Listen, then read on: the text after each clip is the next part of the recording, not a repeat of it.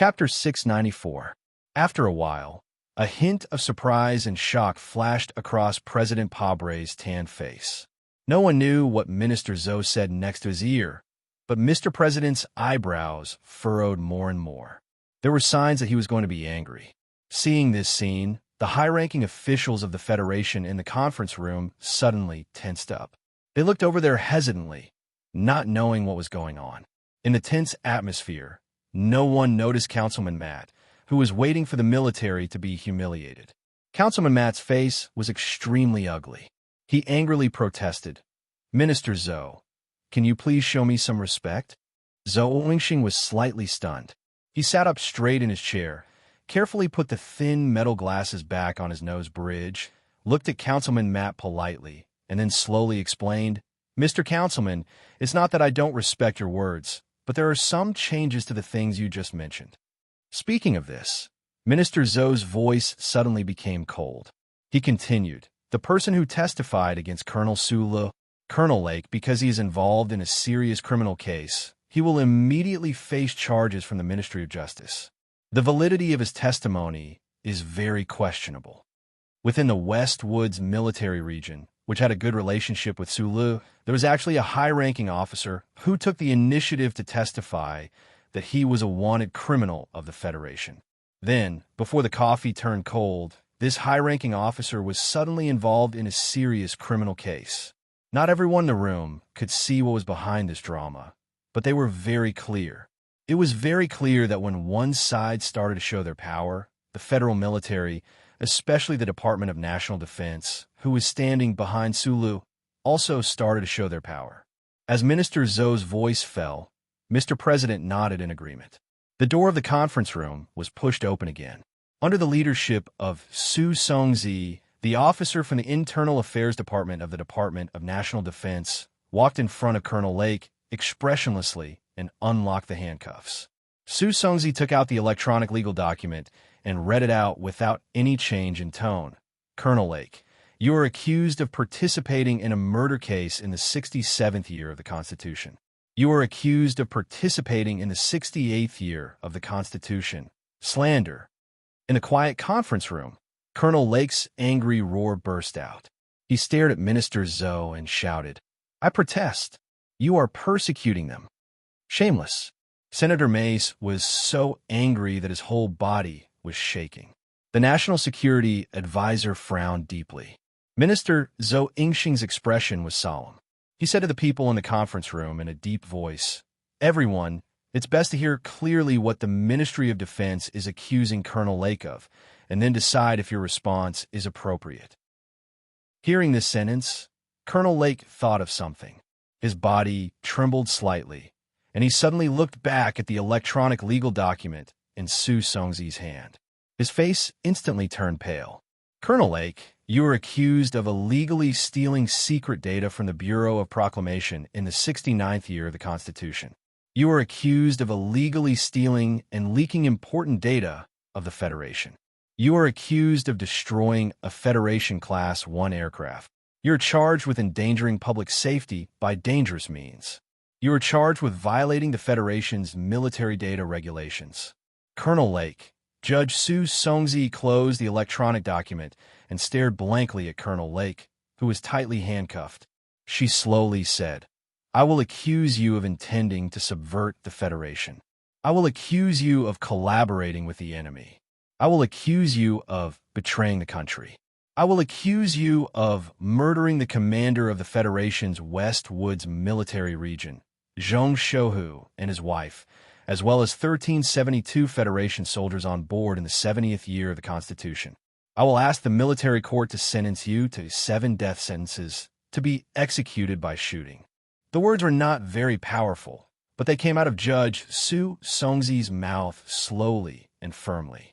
However, they carried an extremely shocking power. Every time she said a crime, Colonel Lake's face became paler, until the 3 crimes of collaborating with the enemy, betraying the country, and murder quietly hit him in the chest. They hit him so hard that he was silent, and his eyes wandered in confusion. As for the big shots in the conference room, they were so shocked by the crimes that they could no longer sit still in their chairs. They opened their mouths and slowly stood up. In the end, only a few people could still sit. They knew that these crimes must be supported by very solid evidence. Otherwise, the Ministry of Defense would never choose to suddenly launch an attack at this critical moment. The attack on the ancient bell, the death of the tiger from the West Woods, and the firework. There was actually a conspiracy behind it. That tragic scene was about to be reopened. What kind of price would the murderer hidden in the Federation pay? And what kind of price would the Federation, which urgently needed stability and unity, pay? Colonel Lake, who had become a wax puppet, did not make a single word of defense for these serious charges at the hearing. He tightly pursed his lips and numbly let the military judge of the Ministry of Defense escort him out. Su Songzi lowered her head and glanced at the black sunglasses in her hand. She took a deep breath and drove away the strange feeling in her mind. She saluted to the president and General Myers and lightly walked out. President Pabre stood up and quietly looked at the crowd. He did not say a word and just left the conference room. And this silence represented a very profound meaning. The road where the temporary traffic control was carried out was very empty. Several dark green military vehicles of the Ministry of Defense were quietly parked on the side of the road. At the end of the road, there was an expensive car with its door open. Fatty Tian held Zhong Huiyin's hand and stood motionlessly beside the car, waiting for someone to arrive. The military judge of the Ministry of Defense escorted Colonel Lake out of the back door of the small building. When he walked to the front of Fatty Tian and Zhong Huiyin, he subconsciously stopped. Fatty Tian twisted his plump eyebrows and looked up at the sky unhappily. After a moment of silence, he said, "Why?" Colonel Lake was silent for a long time. Then he raised his head firmly and proudly and answered with a smile, "Of course, it's for the Federation." "Good answer." Fatty Tian narrowed his eyes, like a steamed bun with too much yeast, squeezing out extra cracks. He said softly, "I will go back to the Ministry of Defense with you. You know what I am capable of. There is no possibility of you committing suicide, so don't try to do those unnecessary things." Colonel Lake's face changed slightly. As a trusted subordinate of Commander Zhong for many years, he was very clear about what kind of terrifying means this seemingly harmless fatty in front of him had. It was said that a regiment commander of the Empire had fallen into his hands and actually screamed for 3 days and 3 nights on the battlefield without stopping. He closed his eyes and swallowed a mouthful of saliva. He turned to look at Zhong Huiyin and said with great difficulty, "I'm sorry, Mississippi." Chapter 695. An agent from the Federation Bureau of Investigation in a black suit hurriedly ran over from the other end of the corridor. He didn't have time to wipe the sweat off his forehead, nor did he care about the complicated looks of his 2 colleagues at the door. He immediately rushed into the bathroom, took out a roll of soft paper from his pocket, and knocked on the closed door of the cubicle. He panted and said, "I've brought the paper. Do you need anything else?" "No, thank you." A hand reached out from the cubicle, took the roll of paper, and closed the door again. The agent from the Federation Bureau of Investigation finally had time to take off his tie, wiped the sweat off his forehead, and calmed his anxious breathing as he slowly walked out of the bathroom. Hearing the light knocking sound from time to time in the bathroom, the agent guarding the door frowned and asked, "There shouldn't be a problem, right? Don't worry too much." The agent took off his black suit and opened his collar. He shook his head and replied, "If he wanted to escape, how could we stop him?" Then what was that sound? The agent crumpled his black suit into a ball and put it under his armpit. He tilted his head and listened carefully for a long time. He said in confusion, "It seems to be a roll of paper hitting the door. What I don't understand is why the colonel is still used to using a roll of paper in the bathroom." Another agent said with a shrug. Su Lu sat on the toilet for a long time. The cold white porcelain had warmed up, but his heart was still as cold as ever. There was a famous line that was very suitable to describe his feelings at the moment. "What a F asterisk king sh asterisk t life." Of course, there was no sh asterisk t here. Squinting his eyes, he threw the roll of paper at the door in boredom. Watching it bounce back in a way that didn't conform to the laws of physics, his right hand reached out as fast as lightning. No matter where the roll of paper tried to fly, it couldn't escape from his 5 fingers. The day before yesterday, he was a hero of the Federation. Today, he was a wanted criminal of the Federation. This difference didn't make him feel too uneasy. What really made his mood worse was that in order to deal with the big shots, he had to expose Colonel Lake in advance. Sure, Qinghai was the first to raise questions about the internal affairs of the West Woods Military District. With the help of the central computer, Su Lu slowly got closer to the truth and found out the sinister and despicable role played by Colonel Lake. Shocked and angry, Su Lu had prepared a battlefield punishment for Colonel Lake in his plan. According to the punishment customs of the Army for betrayers, whether Colonel Lake was sentenced to death or life imprisonment, it would probably be a kind of relief. In the plan, Colonel Lake was supposed to be the last one to be exposed.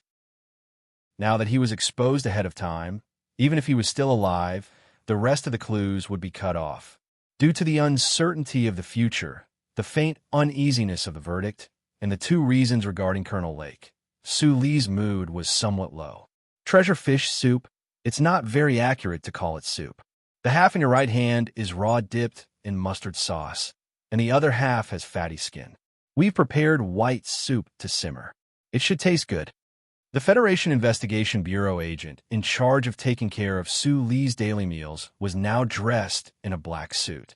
He introduced the dishes for lunch in a serious manner. His tone and attire made him look like a waiter in a restaurant. Su Li didn't have much of a reaction. He used the tip of his chopsticks to pick up the thin, translucent piece of fish. He felt the tenderness inside and directly put it in the mustard sauce to wrap it in a big circle. Then he put it in his mouth and chewed until his veins popped out. He was sweating profusely and his eyes were gradually bloodshot. "Do you want some wine?" The agent at the table was shocked by his silent but slightly arrogant expression. He subconsciously murmured, "It should taste good with some highly pure white wine." Su Li shook his head and used the fastest speed to finish the crispy fish slices in front of him.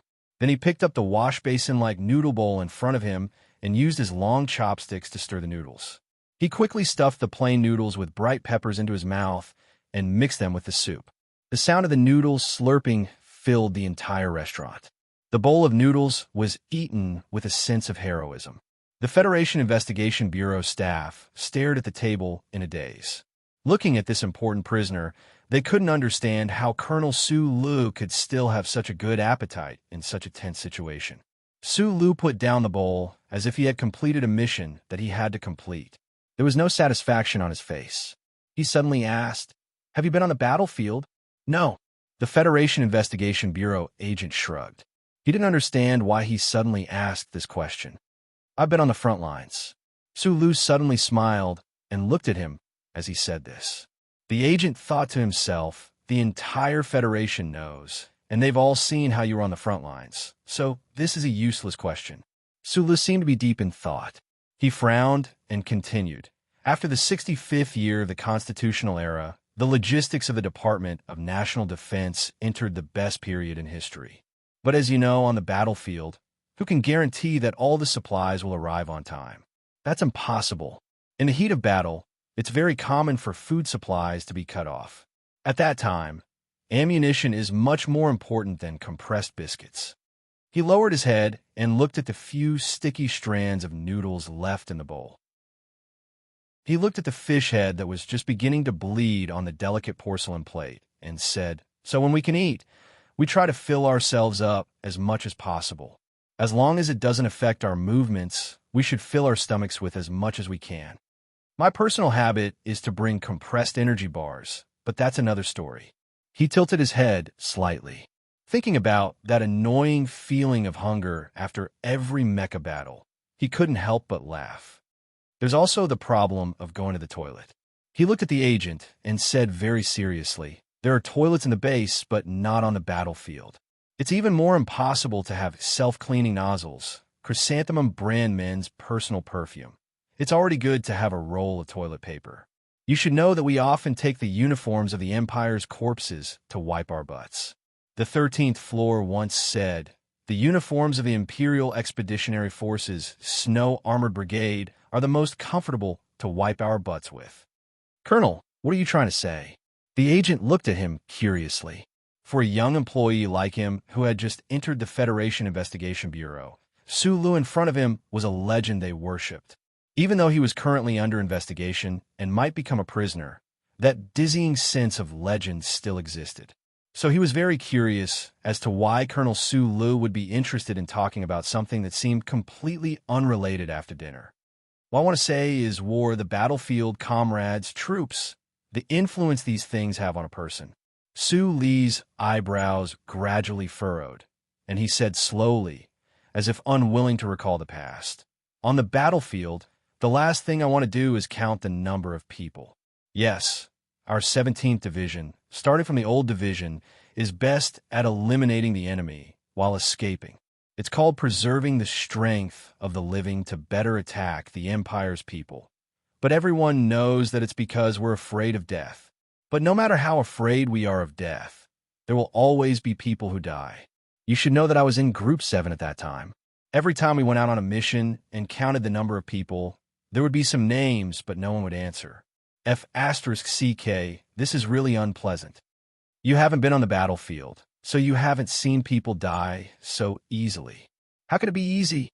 Well, for example, look at that colleague of yours in front of you. Yes, that Mr. Director of the 4th Department, he just walked out of the elevator. Walking out of the elevator is a very common action, but on the battlefield, he's already dead. Why'd he die? No one knows. Maybe it's the redundant program of the mine-laying mecca that caused a grenade to be left here. Maybe it's a small mudslide, or maybe it's just a stray bullet. Sulu carefully wiped his lips clean, shrugged, and continued. Dying on the battlefield is like going to the toilet. It's a daily occurrence. Going to the toilet and eating are two different things. The young agent looked nervously at his superior, who was walking over. He held back his laughter as he retorted, and then stood behind Sulu. Anyway, you guys have seen too few moments of life and death, so you're used to overcomplicating things, Sulu said. Is it very complicated? The director of the 4th Department, whose face was deformed and looked particularly gloomy, slowly walked in front of Sulu and said coldly, I really want to know, what kind of simple principle did you learn from the battlefield? Sulu looked at him quietly and suddenly said, the principle I learned on the battlefield is other than life and death. Everything else in the world is irrelevant, including learning from traitors, being wanted by the Federation, are also irrelevant. The director's slightly raised eyebrows were slightly angry. Sulu put down the napkin, stood up, looked at him, and said, if I'm not wrong, you're here to tell me the good news that I can leave. If that's the case, then the things you accused me of are irrelevant. I have to remind you, you're only being released on bail. The director of the 4th Department suppressed the disappointment and anger in his heart and said coldly, we have enough evidence. I believe that in a few days, I will see you in the military prison. There's no such possibility. Sulu looked at his face and said calmly. This answer was very simple and clear, and even a little unreasonable. Whether he would be sent to the military prison or not was a matter for the court to decide, but his attitude was so direct. Tell the adults behind you. He paused for a moment and said seriously, the principle I just said on the battlefield can actually be said in a different way. Kill me, or hurry up and die. Leaving this calm but powerful sentence, Sulu took the military cap from the young agent and carefully put it on. Then he walked out of the building without looking back. Outside the building, there was a line of cars waiting for him and countless reporters waiting for him. Under the deliberate arrangement of some people, the news media of the Federation had already heard the news. Once this incident was exposed, the entire Federation would fall into an unbelievable state of shock. After that, what kind of complicated emotions would be projected in the eyes of the people who originally saw Sulu as a disciple and a hero? He, who was accused of being wanted by the Federation, was temporarily released on bail and gained a few precious moments of freedom. The important people standing on the other side almost immediately began to destroy all possibilities of his freedom. Chapter 696. The building belonged to the Bureau of Investigation of the Federation. The automatic revolving door on the ground floor was magnificent. Sulu stood behind the door and looked at the falling snowflakes outside the glass. The reporters who were stopped outside the cordon were so excited that their facial features were distorted. They slowly stopped in their tracks, and a complicated expression appeared in their eyes. Crawling into the mine, climbing onto the broken car, breathing rapidly, the dark walls of the alley, and the dirty underground water, he escaped from Dong Lin and came to the capital ring. From then on, he hid his identity as a wanted criminal and lived in silence. However, he never forgot about this matter. For him, the identity of a fugitive and his mentality of isolation had always played a role in places that he did not even notice. For example, at this moment, looking at the emotional reporters outside the door, looking at the cold snowflakes, and looking at the Emperor of the Imperium, he actually wanted to retreat. This was not the front line. Gu Shifeng and the other team members were not behind him, and He Lei and the other military officers were not beside him. The world outside the door was shocked, and the sky was filled with snow, but he was alone. I thought about what you said just now. I feel that I should sign up and join the army. The young agent from the Bureau of Investigation of the Federation draped a dark green military coat over his shoulders and said seriously, "But I don't know how to go through this process." Sulu came back to his senses.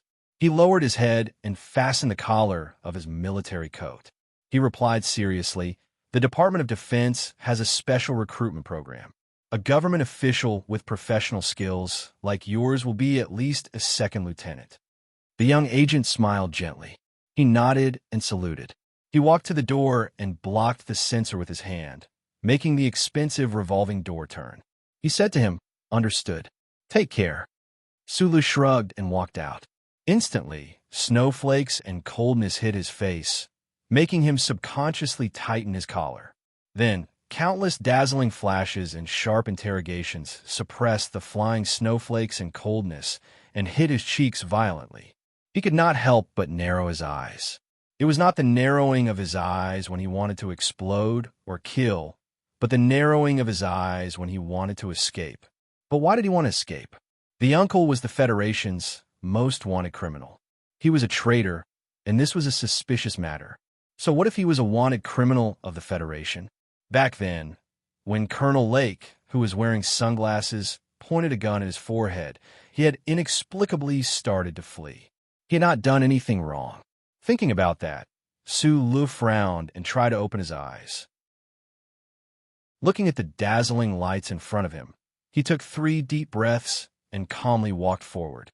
Slightly lowering his head, he prepared to say a few words to the dense microphones. He did not want to argue with the reporters, but he wanted to say a few words to the people of the Federation who cared about him. Just as he was about to carry out such a naive response, hundreds of burly men in dark-colored, tight-fitting combat suits suddenly appeared out of nowhere. These burly men, wearing sunglasses with cold faces, controlled the situation as soon as they appeared. They blocked the reporters, who were about to go crazy, behind them.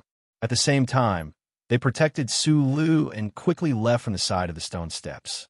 These burly men's movements were very clean and neat. They looked like professionally trained soldiers.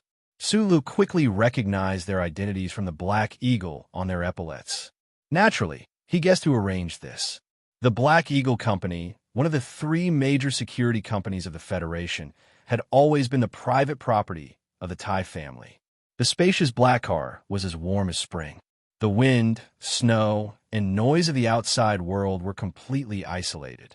Under the precise guidance and control of the Black Eagle Company, no media broadcast vehicles of the Federation could keep up with their motorcade. Even the 3 helicopters in the sky responsible for the live broadcast were forced to land under the obstruction of the Black Eagle Company's combat helicopters. It's a big scene. Sulu took off his military coat, looked at the thin young man leaning against the window, and said, "Did Madam agree with you doing this?" Mother didn't agree with many of your methods, but since there was a conspiracy behind the explosion of the ancient bell, she naturally wouldn't allow those people to get rid of you too quickly. Tai Ziyuan was holding a glass of wine with no more than 20 degrees in his hand. He leaned against the window tiredly and looked at him and said, "This has nothing to do with interests. It's only about balance. After all, the old man is old, and the family is counting on you to be able to withstand the pressure of those crazy people in the future. Sulu shrugged and looked at the other corner of the car. Zoyu, wearing a red fox fur coat, was leaning against the leather seat. Her black hair was simply tied up with a plain-colored silk flower braid. It was particularly eye-catching when matched with a flame-like coat. "Be careful of the HTD Bureau," he said. Zoe didn't care about him at all. Her beautiful and charming eyes kept looking out of the window, and the flying snow flashed quickly in her crystal-clear eyes. The atmosphere in the black car was a bit strange. Tai, Ziyuan, and Zoe had been sitting at opposite ends of the chair, looking out of different windows. They didn't talk, only silence. Because of the past of the Crown Prince's concubine selection, and because of the past of being desk mates in primary school, this strange atmosphere was easy to understand, but Su Le could accept it. After a moment of silence, he said with a smile, "You haven't seen each other for a long time, but you're sitting together because of me. Should I feel honored?" Tai Ziyuan smiled and took a sip of the wine, but Zoe looked at him coldly. Su Le shrugged innocently, looked at the female military judge in the co-pilot's seat, and said with a smile, "I heard from Lawyer Shao that you got married last year. Can I find a chance to make up for the wedding gift?" Su Songzi, who had been busy with the relevant judicial procedures, heard this and looked back at him in surprise. Zoe could no longer maintain her current lazy posture. She sat up straight and stared into his eyes in a daze. With a trace of coldness, she murmured, "You're really crazy. Get your facts straight.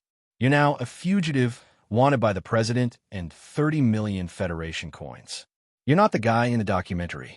You can be taken back to jail at any time, and in the next moment, your reputation can be ruined.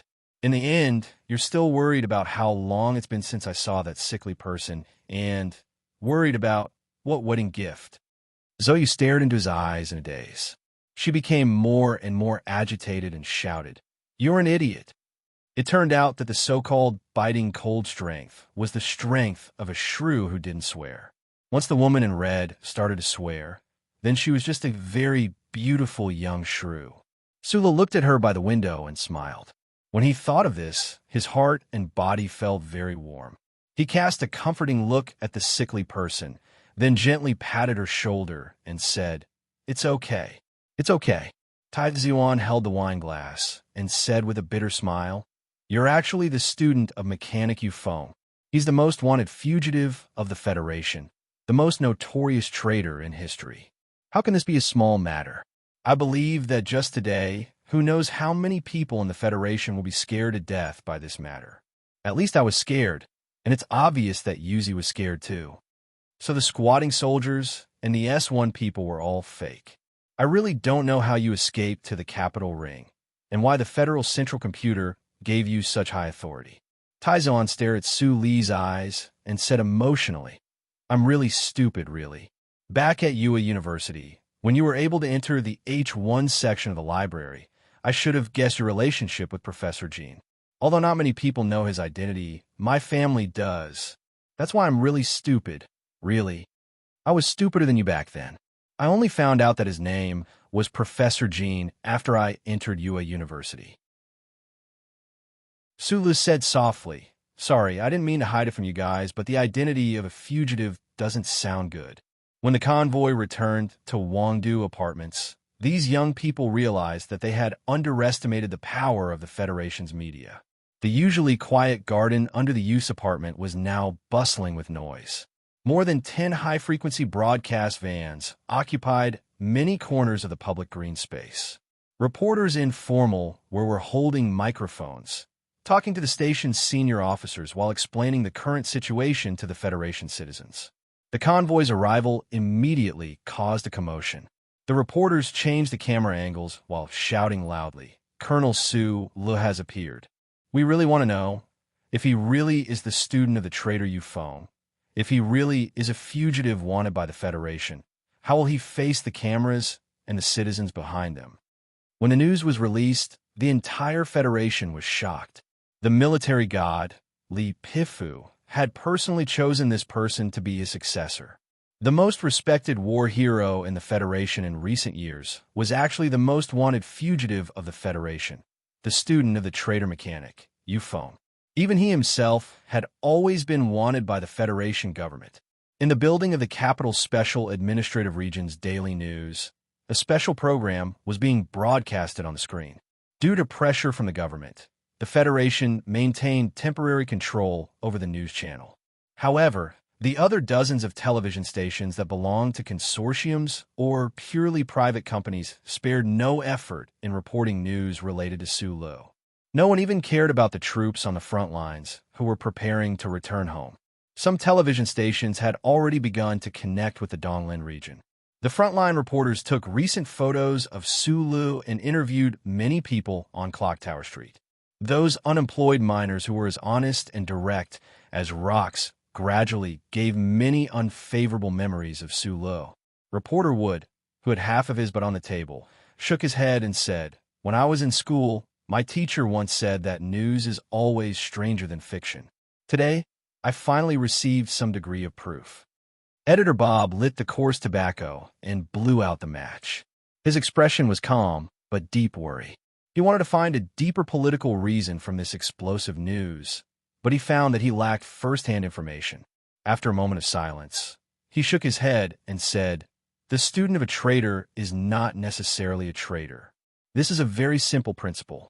I don't understand why the Federation is so agitated. Because this is a topic of discussion. When it comes to things like anti-heroism, many people are easily agitated and even angry." Wood shrugged and rubbed his knees that were still sore. He said, "What do you say in terms of law? The people won't agree.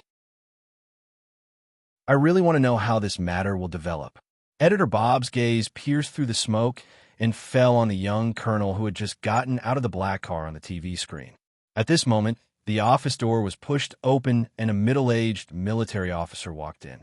He looked at the two surprised people and said with a smile, "Hello, I would like to book an interview on behalf of someone. Please forgive me if it's a little abrupt." Reporter Wood asked doubtfully, "Interview? May I ask who you are?" "Let me introduce myself. I am Han Xiaodong. I am now in charge of the 3 extras of the logistics department of the 1st Military Region," the officer said politely. It sounded like a very ordinary department, but it made Editor Bob stand up in shock. As a senior media person, he certainly knew that the so-called 3 extras were actually a specialized organization in charge of Philadelphia in recent years. The editor took down the coarse tobacco and asked in disbelief, "We want to interview the marshal." Chapter 697. Snowflakes continued to fall from the lunar eclipse signboard. Wearing a thick black windbreaker, Chief Editor Bob and Reporter Wood rushed out of the door against the wind and snow. Under the astonished gazes of their colleagues, they got into the dark green military vehicle. The military vehicle headed to the military airport in the southern suburbs of the capital. In the car, Wood glanced at the thin cigarette in Bob's mouth and felt the confusion and shock in the other's heart. He shrugged and asked, "Have you seen the military god before?" "Many years ago, at the funeral of the old president, I saw him from afar."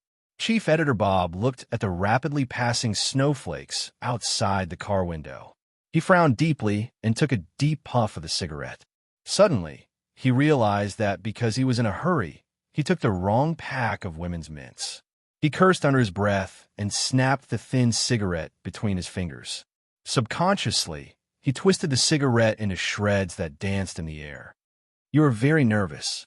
Wood rubbed his sore knees, stared at the shreds of tobacco falling between the chief editor's fingers, and said in disbelief, "I never thought that the most famous, calm, and even cold chief editor of the Federation would be nervous before an interview. You have interviewed 3 presidents before and after. Why do you care about this?" "The president is often interviewed, but the general has not been interviewed since he returned to Philadelphia." Chief Editor Bob waved his fingers and retorted. After a pause, he laughed self-deprecatingly and continued, "Well, this is all fake. I'm just nervous. When I was in the journalism department of Capital University, I interviewed the then Minister of Defense. But what is this? I still remember that year, the Capital Student Union and the Veterans Association jointly held a demonstration. In the end, there was an idiot from the S2 oil mixture laboratory who burned the general's portrait. Oh, at that time, the general was not the general, but a teacher. Just like Su Linao, he was a war hero and idol that the Federation focused on cultivating.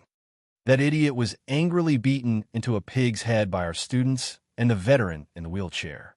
Editor-in-Chief, Bob, laughed out loud. He didn't care about the shaking of the high-speed vehicle at all.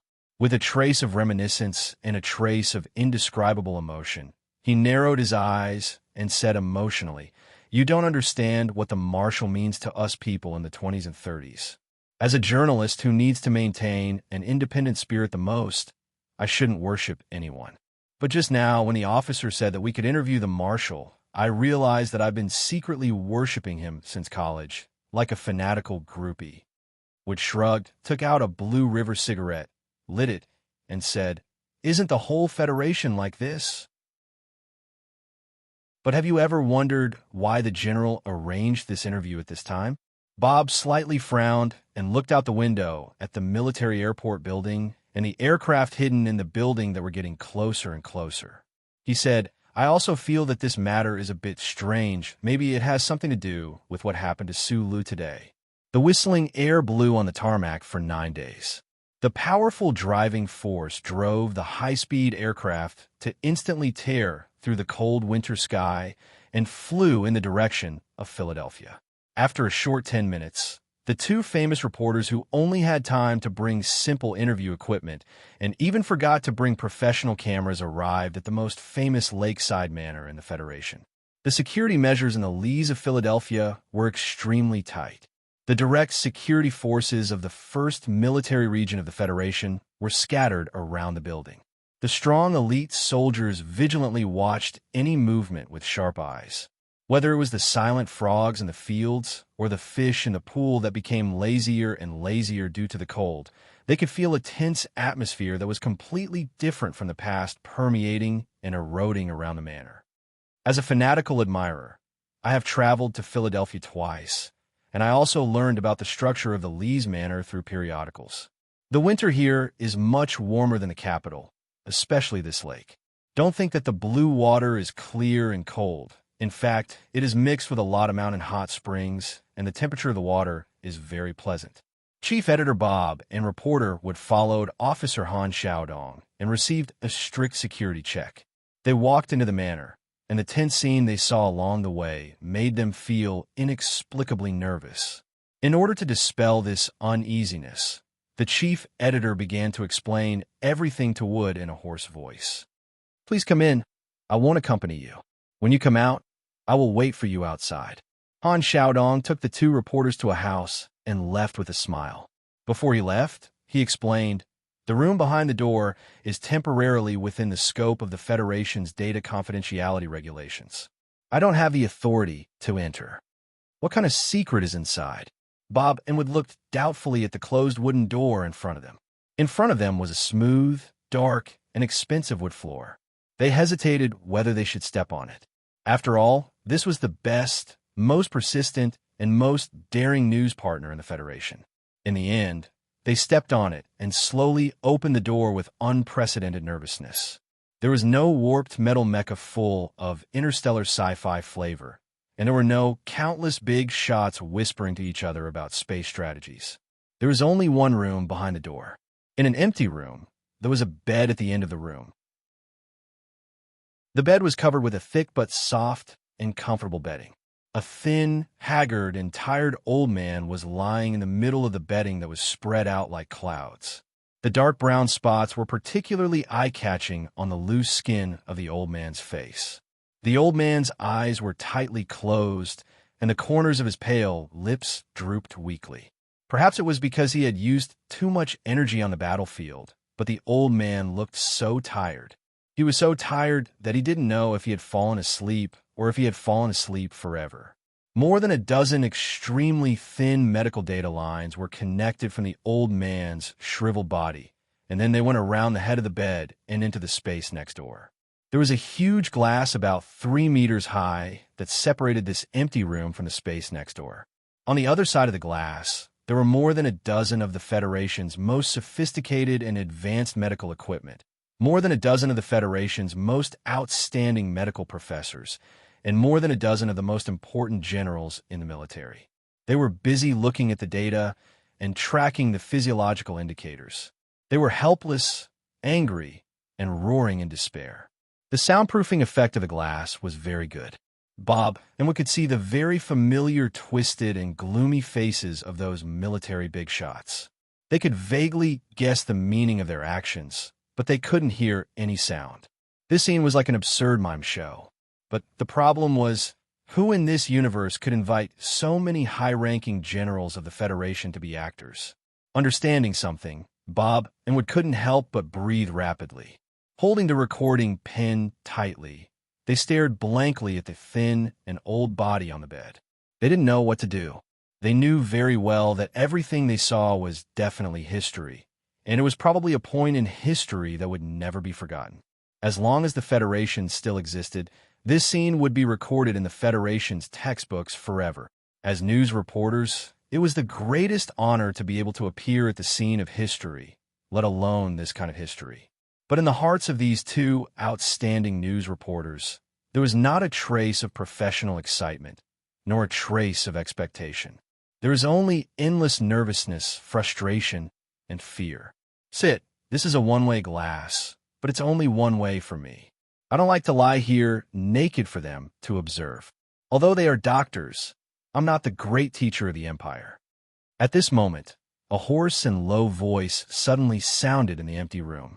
The thin old man on the bed suddenly opened his eyes, looked at the two reporters at the door, and said, "I like to see them busy in there. It feels like I'm back in the old battlefield. When I first joined the Army, I like to see those weak medical officers carrying healing pods and running. He. Two sofas were prepared at the foot of the bed, and fruits and brewed green tea were placed on the coffee table. Next to the glass ashtray, there were 2 boxes of white box ginseng that were specially provided in the Army. Bob and Wood didn't react for a moment. They stared blankly at the old military god on the bed. After a long time, they said hello in a panic and then stumbled to sit on the comfortable sofa. "I'm very happy that you agreed to come for this interview," Li Pifu, who was half leaning on the bed, said gently. The old man's hoarse voice had a strange sound of rubbing stones. It was still firm and powerful, but it was also a little scary. Wiping the beads of sweat on his forehead, Chief Editor Bob took a series of deep breaths, stabilized his mood with a strong sense of professionalism, and answered seriously, "Marshal, this is the biggest honor since I started working, and even since the founding of the Capital Special District daily newspaper." This was true. From this scene, a certain inference could be drawn. The interview that was about to begin might be the last interview in the life of the living legend on the bed. Bob and Wood were very grateful to be able to participate in this. "Since it's an interview, I think it's necessary to introduce myself first," the thin old man said slowly. The light in the ward was very bright, and there was no sense of sadness at all. It was just like his legendary life, magnificent from beginning to end. Bob squinted his eyes and took out his favorite pen and paper. Wood gently turned on the recording pen and listened carefully to the hoarse voice coming from the bed. "My name is Li Pifu, and I was born in Philadelphia. I worked 3 jobs in my life. Before the age of 12, when I was practicing in the self-cultivation hall, I worked as a part-time cleaner. Later, when I was 14, I worked for a short period of time as a lawn mower in Philadelphia's East Court Square. Later, I joined the Army. Since then, I've been a soldier for the past few decades and haven't done anything else. When I first joined the Army, my squad leader fell to his death during a drill. The superiors were very angry, and I don't know why they chose me, a new recruit, to take over the position of squad leader. From squad leader to platoon leader, then to company commander, battalion commander, regiment commander, and division commander. In the end, I was promoted very quickly in the Army. I've never been a deputy, nor have I been a brigade commander or an Army commander. Speaking of only having worked 3 jobs, 10 years ago, after I retired, I wanted to continue cutting grass in the East Court Square, but I was rejected by the government in the name of safety. As a veteran, I'm very dissatisfied with this."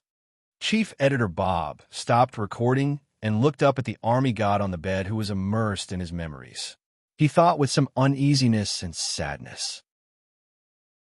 Compared to Sue Lee's incident, this was a real news event, a news event that would make the whole universe sad. It's difficult to write. After 3 o'clock in the next chapter, I recommend Ming Fei's new book, Fairy Bell. http www. Chijian. Combook 17134450. ASBX. Don't laugh at me for being weak. My concubines are all nascent soul concubines. Don't look at me because I'm young. My bedwarming maid is also a golden core jade fairy. He was just a little chi refining stage cultivator, yet he was favored by a peerless fairy.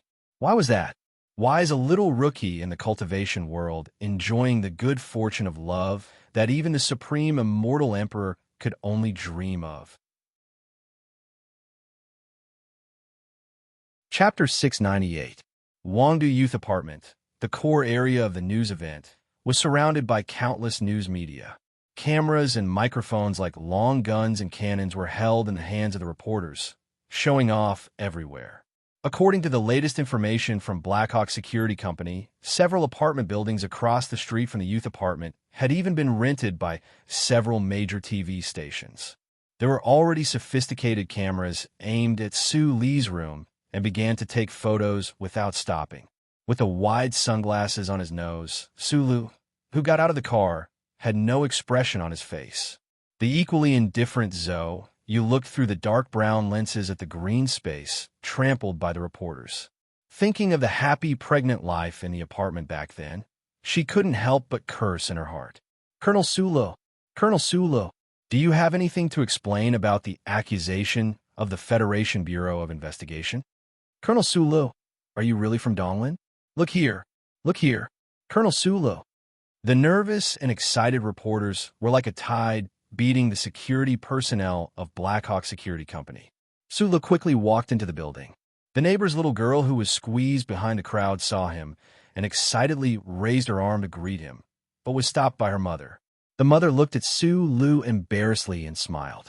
Sula couldn't help but smile back to show that he understood. They finally got rid of the reporters and rushed into the elevator. However, they did not expect that there was a male reporter who looked more symbolic, quietly lying in ambush in the elevator. He quietly put the microphone under Su Lee's chin. Colonel Sulo, I'm a reporter from Gongdu, Financial Times. The reporter excitedly wiped his sweat and looked at him and asked, do you have anything to explain about your relationship with the trader you phone? Do you have any comments about the trader you phone? The trader you phone? The elevator was very quiet. Only the reporter's seemingly normal, but in fact extremely vicious questions could be heard. Su Lee's face was expressionless as he focused on the floor lights. Listening to the slight friction of the mechanical springs, Zoe couldn't help but take off her sunglasses. Her beautiful and charming eyebrows gradually furrowed. The fragile human body kept colliding with the hard walls of the elevator. The whistling sound of the punches was accompanied by the painful cries of the reporter, such as cliché words like hindering the freedom of the press. However, the beating did not end until the reporter was bruised and swollen like an injured girl, hugging his head and crying in the corner, no longer daring to say anything. Waving her hand to stop the beating of the Blackhawk security personnel, Zoe slightly lowered her eyes and looked at the reporter at her feet without a trace of emotion. She said, "You should know me, so don't talk nonsense. Otherwise, I will report to the police that a reporter tried to molest me." The reporter from Gongdu Financial Times suddenly froze and looked at the beautiful woman in red who walked out of the elevator in fear. He couldn't get up for a long time. Media reporters were best at sniffing out the wind and then following the will of society to beat the dog when it was down. That was why he dared to interview Su Lu so arrogantly at close range. However, he was very afraid. What would happen if he molested the daughter of the Minister of Defense? In the apartment with the curtains closed, there was a fierce, intense discussion. Everyone had different opinions about the accusations against Su Lu, but they all agreed on one point, that this incident would bring an irreversible blow to Su Lu. The case itself is not a problem.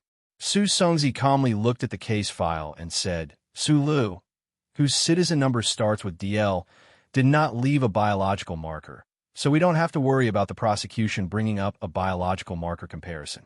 Su Lu stood silently by the window, lifted a corner of the curtain, and looked at the carnival of news media downstairs. He didn't know why, but his mood became unusually calm. From Su Songzi's words, he could clearly feel that people had already determined that he was the Donglin orphan fugitive, but it was not convenient to say it out loud. Don't worry about this. We can completely reject the application for a biological marker comparison. Sitting on the sofa, Lawyer He stared at the screen on the workbench with a serious expression and said, They won't be stupid enough to let the Internal Affairs Department of the Ministry of Defense lead the case. They will definitely use the District Procurator Office. Colonel Su Lu is an active soldier, so his identity is very convenient. And the Bureau of Proclamation is not willing to provide any evidence for this accusation. Su Songzi spread his arms somewhat curiously, looked at Su Lu by the window, and continued. That is to say, the prosecution can't find any evidence at all, except for the testimony of the residents of Donglin Zhonglo Street. But the problem is that the testimony of these witnesses is not absolutely valid. Tai Ziyuan's identity was special, so he quietly left halfway. Lawyer He quietly joined the crowd, listened to Su Songzi's words, and nodded. There can't be a jury. Absolutely not. The testimony of these witnesses is useless. Lawyer He raised his head and said with a smile, Appearance, voice, anything, we can give an explanation. Coincidence. All of this is a coincidence. Will anyone believe it? The law will. Let's take 10,000 steps back, even if the prosecution can convince the court to believe their accusation. After a long silence, Su Songzi looked at Su Lu and said, Not to mention that you are just a wanted criminal. Even if you were a murderer, according to your contributions to the Federation, according to Mr. President's character, he will pardon you. Su Lu, who had been silent all this time, turned around, his back against the light blue curtain, his thick eyebrows slightly knitted, and said self-deprecatingly, No matter what the court's verdict, no matter whether the president will pardon me or not, I am now a wanted criminal, a student of a traitor. Then, secretly, I may also be a traitor. I don't study psychology, but I know this. There was a deathly silence in the youth apartment, including the custody of Little Watermelon, the lawsuit of the Zhong family, and today's matter. Thank you for your arrangement. Without you, things would have become more troublesome. Su Lu held the phone with his head tilted, his hands moving like a phantom as he cut the fish fillets at high speed. He thanked Tai Ziyuan seriously on the other end of the phone. I have to admit that you do have a natural leadership talent in coordinating the overall situation. But according to the current situation, by the day you become the president, I may have already been driven to some remote place in the countryside. Yes, I will be a farmer with Gao Lu's father. The worst result is that Mr. Pabre will pardon you. Tai Ziyuan's calm analysis came from the other end of the phone. If this is really the case, then you can't be a farmer. Mr. Pabre is the president, not the former emperor. If he wants to pardon you, he must make concessions in other aspects. Su Lu tilted his head. The knife in his right hand subconsciously stopped. He narrowed his eyes at the pieces of red fish on the chopping board and asked, Some things are crimes, not politics. We can't make concessions. You're talking about the attack on the ancient bell. In your opinion, it is murder. But don't forget that for most people in the Federation, except for the people in the West Woods, Zhong Laohu's death or sacrifice at that time is a matter of universal celebration. Everyone can benefit from his death. It has only been more than a year since the explosion of the ancient bell, but it is actually a long time. It is enough for people to forget a lot of things. People like this kind of violence that most people secretly look forward to. People enjoy the consequences and hope to forget the process. What you're doing now is to remind people of this incident. Tai Ziyuan's voice sounded particularly cold and sharp on the other end of the phone. This is a very dangerous thing. Even the president of the Federation can't go against the entire Federation. Look at your situation now. You just try to get involved in this matter, and there are countless shadows standing in the dark corners reaching out and messing with you. They want to ruin your reputation now, and you're going to ruin it soon. Tai Yuan said in a low voice on the other end of the phone. If you don't take a step back, they will kill you, and I believe you will die soon. The people who can kill me haven't been born yet. I can easily find those guys standing in the dark corners, so they should be afraid of me. Su Li's right hand moved again. He used the sharp knife to cut the fish on the chopping board and answered softly, "If they really push me too far, some things can just be done again. It's not that difficult." Such a cliché, simple, and prideful self-awareness, coming from the mouth of this small-eyed man, sounded so natural and abnormally valiant. This violent force made Tai Ziyuan on the other end of the phone fall into silence. Su Lu placed the 5mm thick hand-cut fish meat on a porcelain plate, paired with fresh lettuce leaves, and drizzled with fresh cream sauce that could be found everywhere in the market. Satisfied, he washed his hands and pulled out a toolbox with a password lock from the sink. The toolbox opened, and a bright metallic color with a chilling, murderous intent rushed out. Su Lu carefully examined these guns for a few seconds, then began to quickly and silently assemble them. He had an extraordinary talent for mechanical work, and he also received special training from Bai Yulan, so it didn't take him long to make a complete set of cold guns appear on the kitchen floor. These guns were prepared for the assassination a few years ago, but at that time, Secretary Bai stole too much ammunition from Whitewater, so she hid some in both of their houses. The phone that was placed next to the sink rang. Su Lu put it next to his ear and asked, "What now?" "I heard the sound." Tai Ziyuan angrily reprimanded on the other end of the phone. "What are you going to do? Fight? This is the Capital Special District, not the Empire, and not the front line. Those guys over there are not going to fight, and you're going to kill them? Who are you going to kill? How are you going to kill them? You want to clean up the Federation government by yourself? You think you're a god? Even if a narcissistic butcher like you thinks you can do it, what will happen after you clean up? Don't forget, we are still at war with the Empire. Those people are not Macklin, and you are not the guy who has nothing, so you are not afraid of anything. Think about the frontline troops. Think about the president who has high hopes for you. Think about the old man who gave up his old face to shake hands with you in front of the whole universe. Then what do you think I should do now?" Su Lu angrily said into the phone. "With the current situation, even if the president pardons me, do you think I can still go back to the 17th Division? Do you think I can still lead the secret investigation of the ancient bell?" Tai Ziyuan, no matter what the court decides in the end, I am a wanted criminal, a fugitive, and a student who committed treason. No one can change this. He looked at the guns by his feet, and after a moment of silence, he said, "I'm already stinking on the streets." Chapter 699. You stink the streets like a pile of dog sh*t, so you're angry. You picked up a gun and prepare to kill. Colonel Su Lu, I need to remind you to calm down, or to be more clear-headed. How many years have you been a Federation hero? Why, now that you've suddenly become a fugitive, do you feel embarrassed? Tai Ziyuan mercilessly mocked him over the phone. You can't stand being scolded, and you feel that you're very smelly. In people's impression, you're a cold and hard rock that can't be persuaded by force or persuasion. Why do you become so sensitive now? Is it because of that documentary and those medals that you've almost forgotten your surname? Yes, I do like the feeling of being a hero. Su Lu raised his dark eyebrows and said loudly into the phone, "I'm just a normal person. Who the F***ck would rather be a fugitive than hero? I was nervous when the flashing lights shone on me, but I was secretly happy. I didn't watch on TV, but I was happy too. Why? I braced myself and did all those stupid things. Can't I be a hero? And the result? The result? I'm not even a fart. I'm still that F***king orphan on Donglin Street. That little fugitive with a dusty face. Do you know what the F***king worst thing is? The most F***king worst thing is that the fugitive uncle that you always thought was carrying a blood feud is actually a F***king traitor. Then what am I? A little traitor?" Su Lu laughed nervously and then cursed softly. The two ends of the phone fell into a long silence. Only when the automatic water heater in the kitchen sounded a warning did the two young men wake up with a start. All right, I'll pretend that I can understand your current state of mind.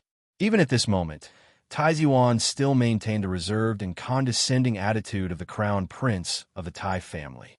But you have to calm down immediately and put away those guns. You have to admit that the situation now is different from before. At that time, Macklin was already preparing to escape, but now your enemy obviously has no intention of escaping. This means that you still have a lot of time to make a decision. At this time, Sulu had already calmed down. He quietly listened to Tai Ziyuan's analysis. He sighed and said, I understand. Very good, Tai Ziyuan said. You don't have to worry about the legal issues. I'm thinking of asking those old people from the Institute of Justice to come forward and write something about the time limit of the arrest warrant. If this can be done beautifully, then the prosecution won't be able to do anything.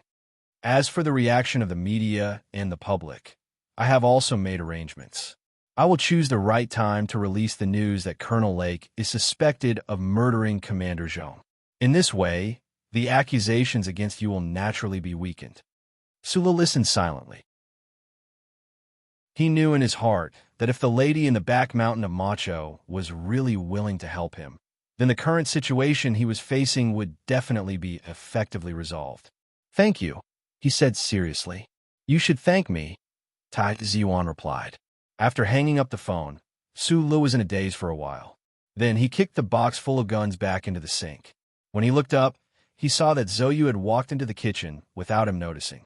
At this time, she was holding a metal fork and tasting fresh mulberry fish slices with sauce with relish. You really have the confidence to use this box of guns to clean out the Federation government. Zoe used her index finger to lift the floating hair on her cheek. She carefully chewed the sweet and tender fish meat and vaguely joked.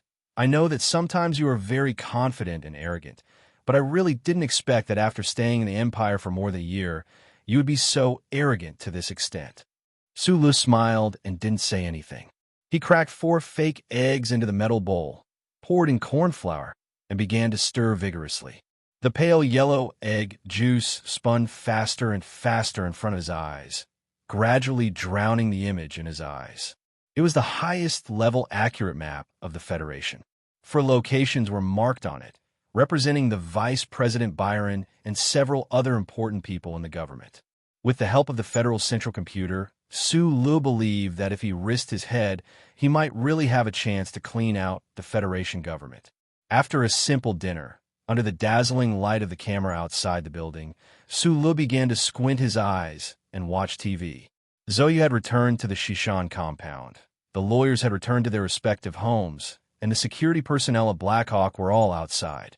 He was the only one sitting alone on the sofa, looking at the complicated expressions of the news anchors on the screen, the residents of Donglin who were being interviewed, the gloomy expression of the Federation Bureau of Investigation who warned the public, and the guests who worriedly mentioned how, when a Federation hero was involved with a traitor, what kind of impact would it have on the security of the Federation? He was a little tired, a little tired, a little tired, and a little unwilling. At this time, he unexpectedly received a call from Zhang Xiaoming. Since they parted ways at the Lufeng Slope Club, the two hadn't seen each other for a long time. The scene of the conflict between the old lovers on the terrace seemed to have made the young man and woman feel relieved about each other's first love. But in fact, who could be relieved? So they rarely contacted each other, until now. I've been to the S2 cemetery. I heard that you and Shi Qinghai both went there the next day. It's a pity that we didn't meet. I know that you're in charge of some work now. Pay attention to your safety. Because the phone could be easily monitored, Sulu explained that Zhang Xiaoming was in charge of the intelligence work of Green Dragon Mountain. He frowned and said, Green Dragon Mountain is increasingly marginalized. I'm worried that your committee will go crazy. I saw the news. Zhang Xiaoming was silent for a long time on the other end of the phone.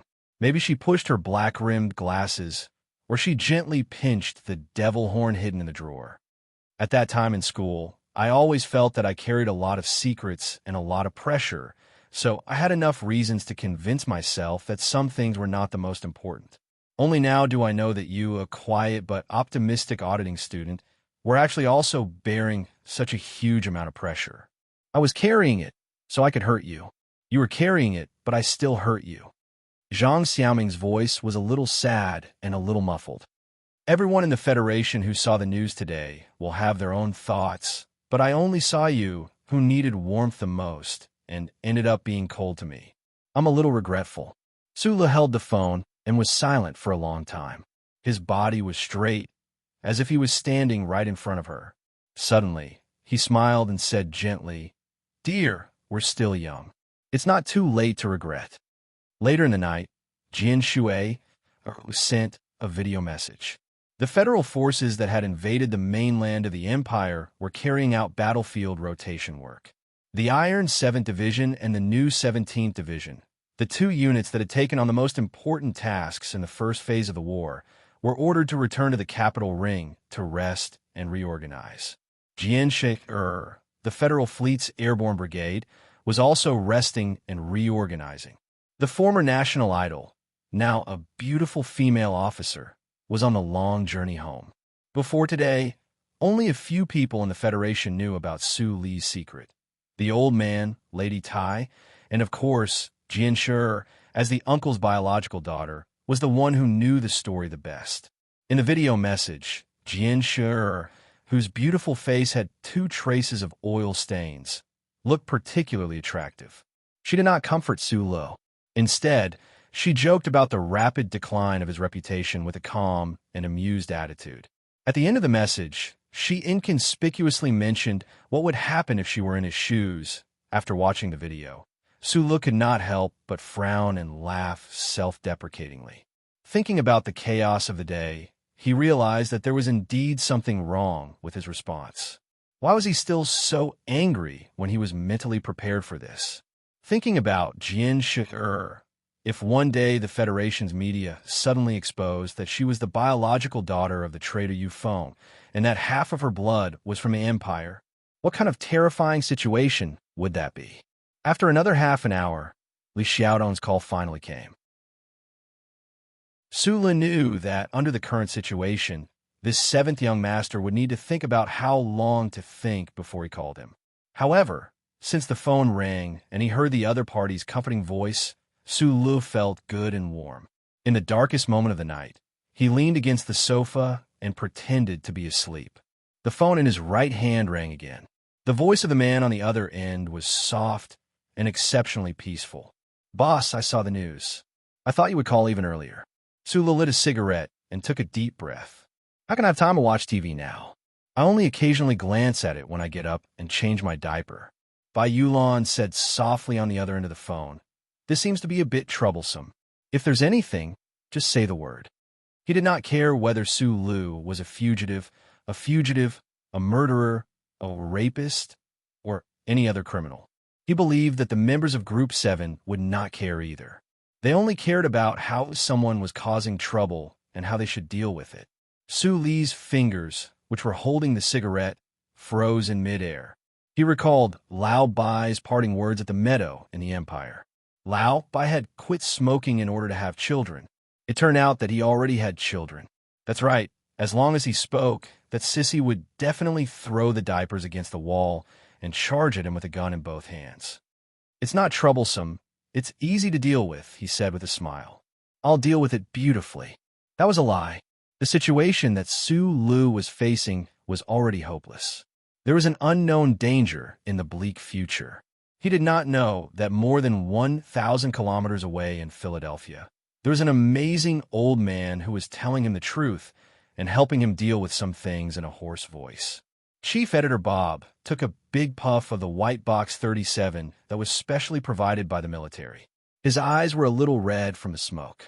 He was very clear that this so-called exclusive interview was, in fact, the last and most sacred record, so he recorded it very seriously.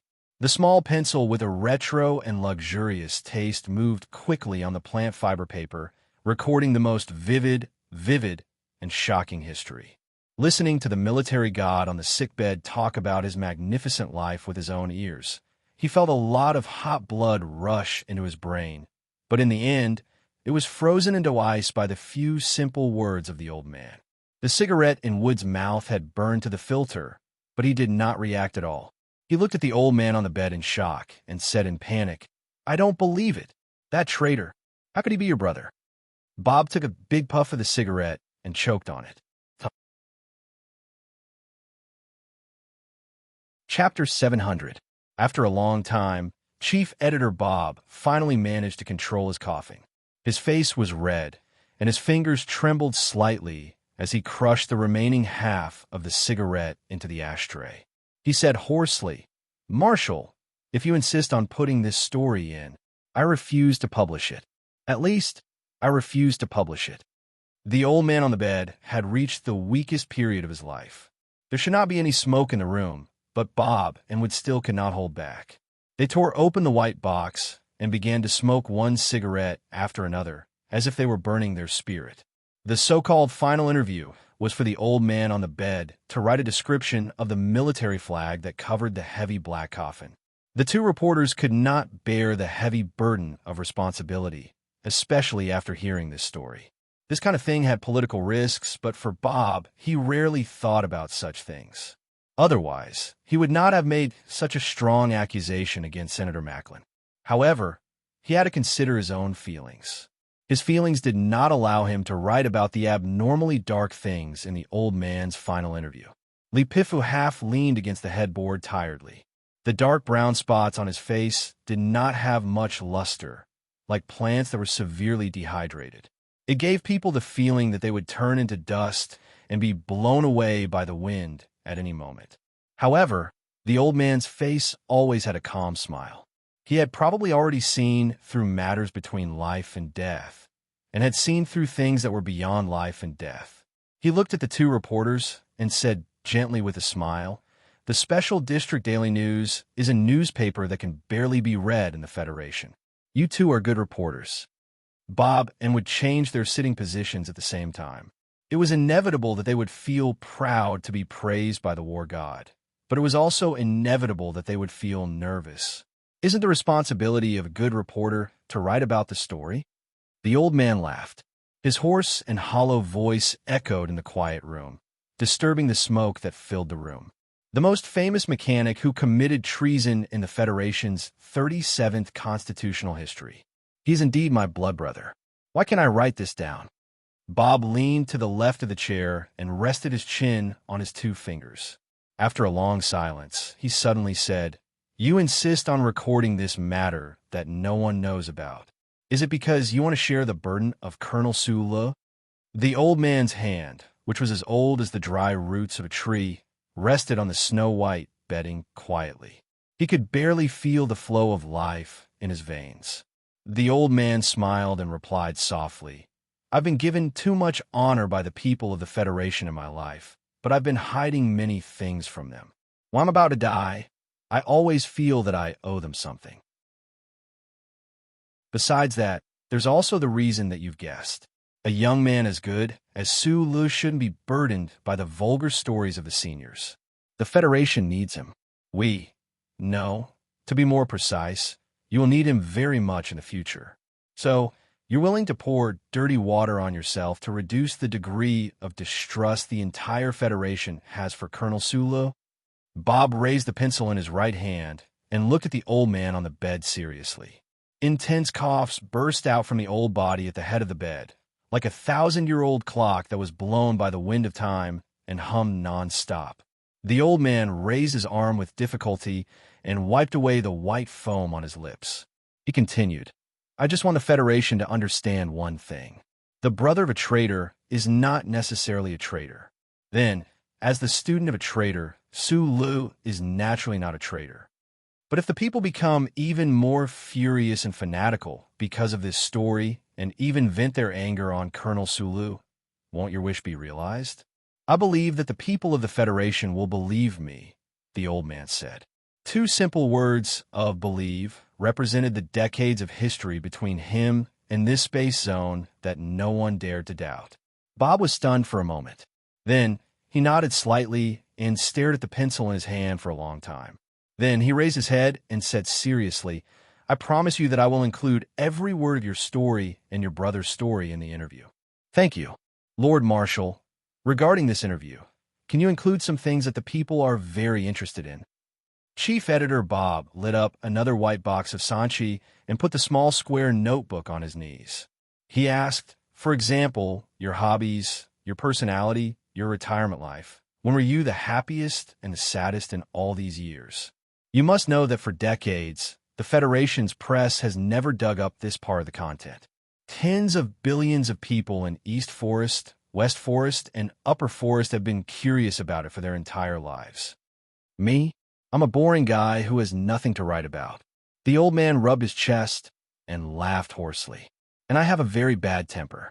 Just like right now, when I see you smoking and remember that I haven't smoked a single cigarette in 10 years, I feel extremely angry.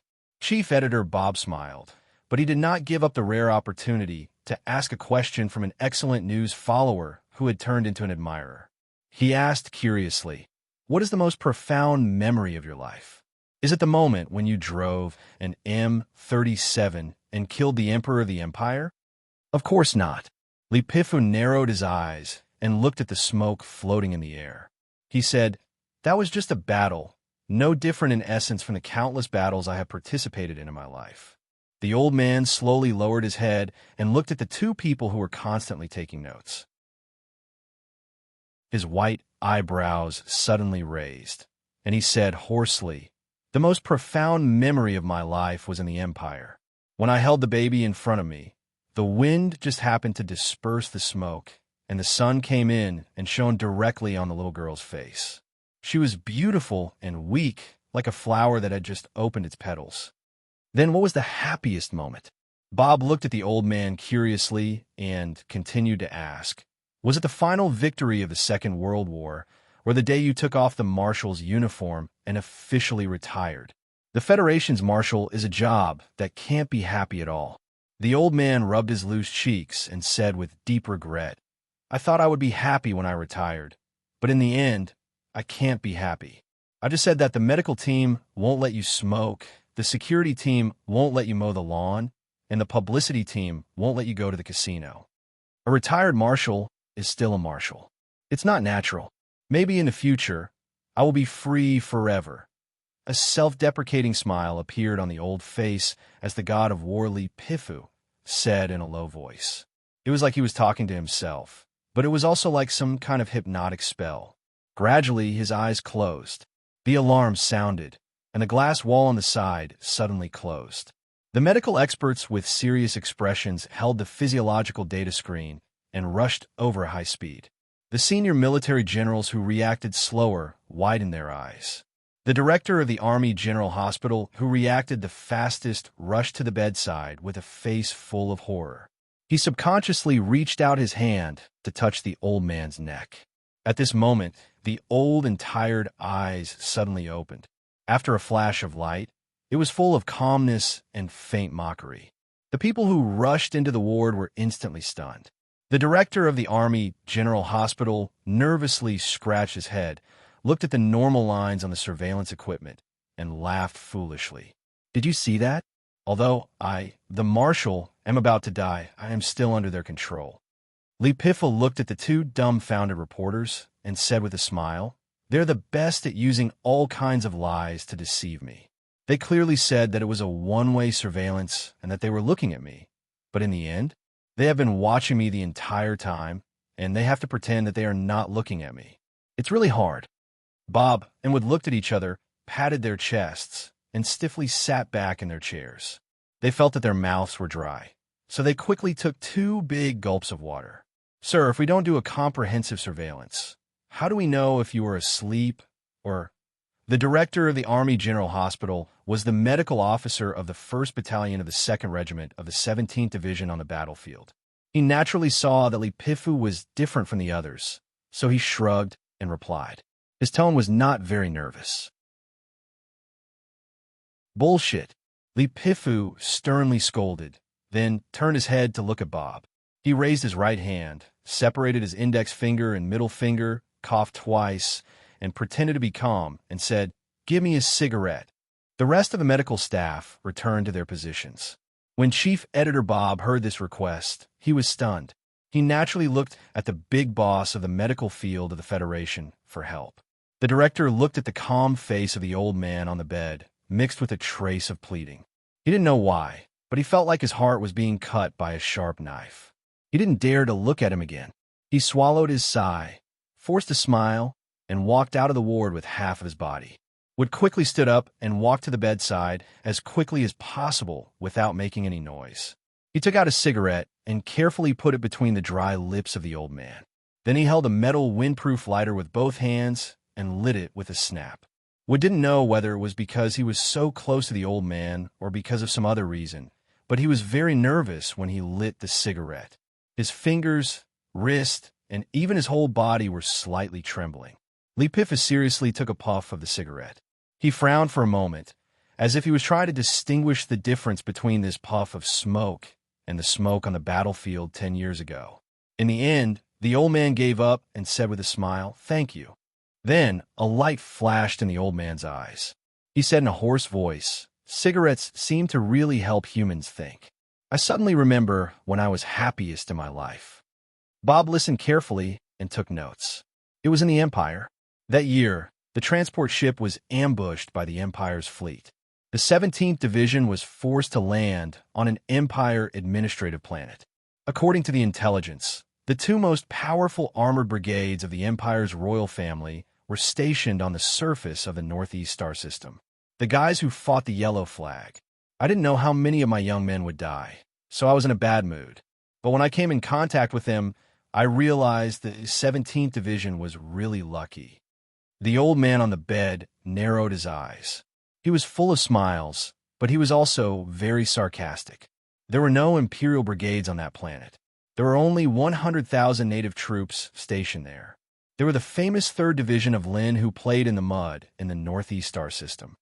What makes people happiest? Of course, it's when you thought you were in a desperate situation, but you realized that the heavens took pity on you and made you meet a bunch of idiots. Chapter 701. Teleporting from a snow-filled Capital Special District to Philadelphia, where there were hot springs, to conduct the last interview of the Federation's God of War. Even for people like Bob and Wood, who had personally witnessed countless major events in the Federation, it was very abrupt and shocking. And the interview also ended very suddenly. The weak old man on the bed finished smoking a cigarette, said thank you, and then said goodbye. The two of them were politely asked to leave the room. Standing in the shadow of the locust tree in the courtyard, looking up at the moon in the sky and feeling the slightly cold wind blowing in their faces, Bob and Wood continued to be in a daze. Then they lit up their cigarettes almost at the same time. They had smoked too many cigarettes tonight, so their mouths were full of bitterness. Two lieutenant colonels of the Ministry of National Defense's publicity department had been waiting in the courtyard and had a conversation with the two reporters. Then, the news director of the presidential residence, who had just arrived in Philadelphia on flight number 1, also came forward nervously, lowered his voice, and asked about the relevant situation. He also asked for a review in advance. Chief Editor Bob did not hesitate to reject the request of the news director of the presidential residence. With his current status in the Federation's news industry, plus his good personal relationship with President Pabre, and more importantly, he had adhered to the professional code of conduct for half of his life. This kind of rejection was natural. Although I believe that the Federation's people's respect for the general will not be shaken by this interview. As the author, we are very likely to be glared at by the public. Wood took a deep drag on a cigarette and said in a deep voice, "I'm more worried that the press will be thrown countless baskets of rotten fruit. The professional demonstrators of the Veterans Association are not easy to deal with. Don't worry about this. Call the secretary and ask him to check the night flight. We must rush this interview out tonight." Chief Editor Bob wanted to throw away the cigarette, but he found that the Lee family's courtyard was very clean and tidy. He couldn't find a suitable corner to destroy the cigarette, but he had to put it out with the tip of his shoe and pinched it between his fingers. "Why are you in such a hurry?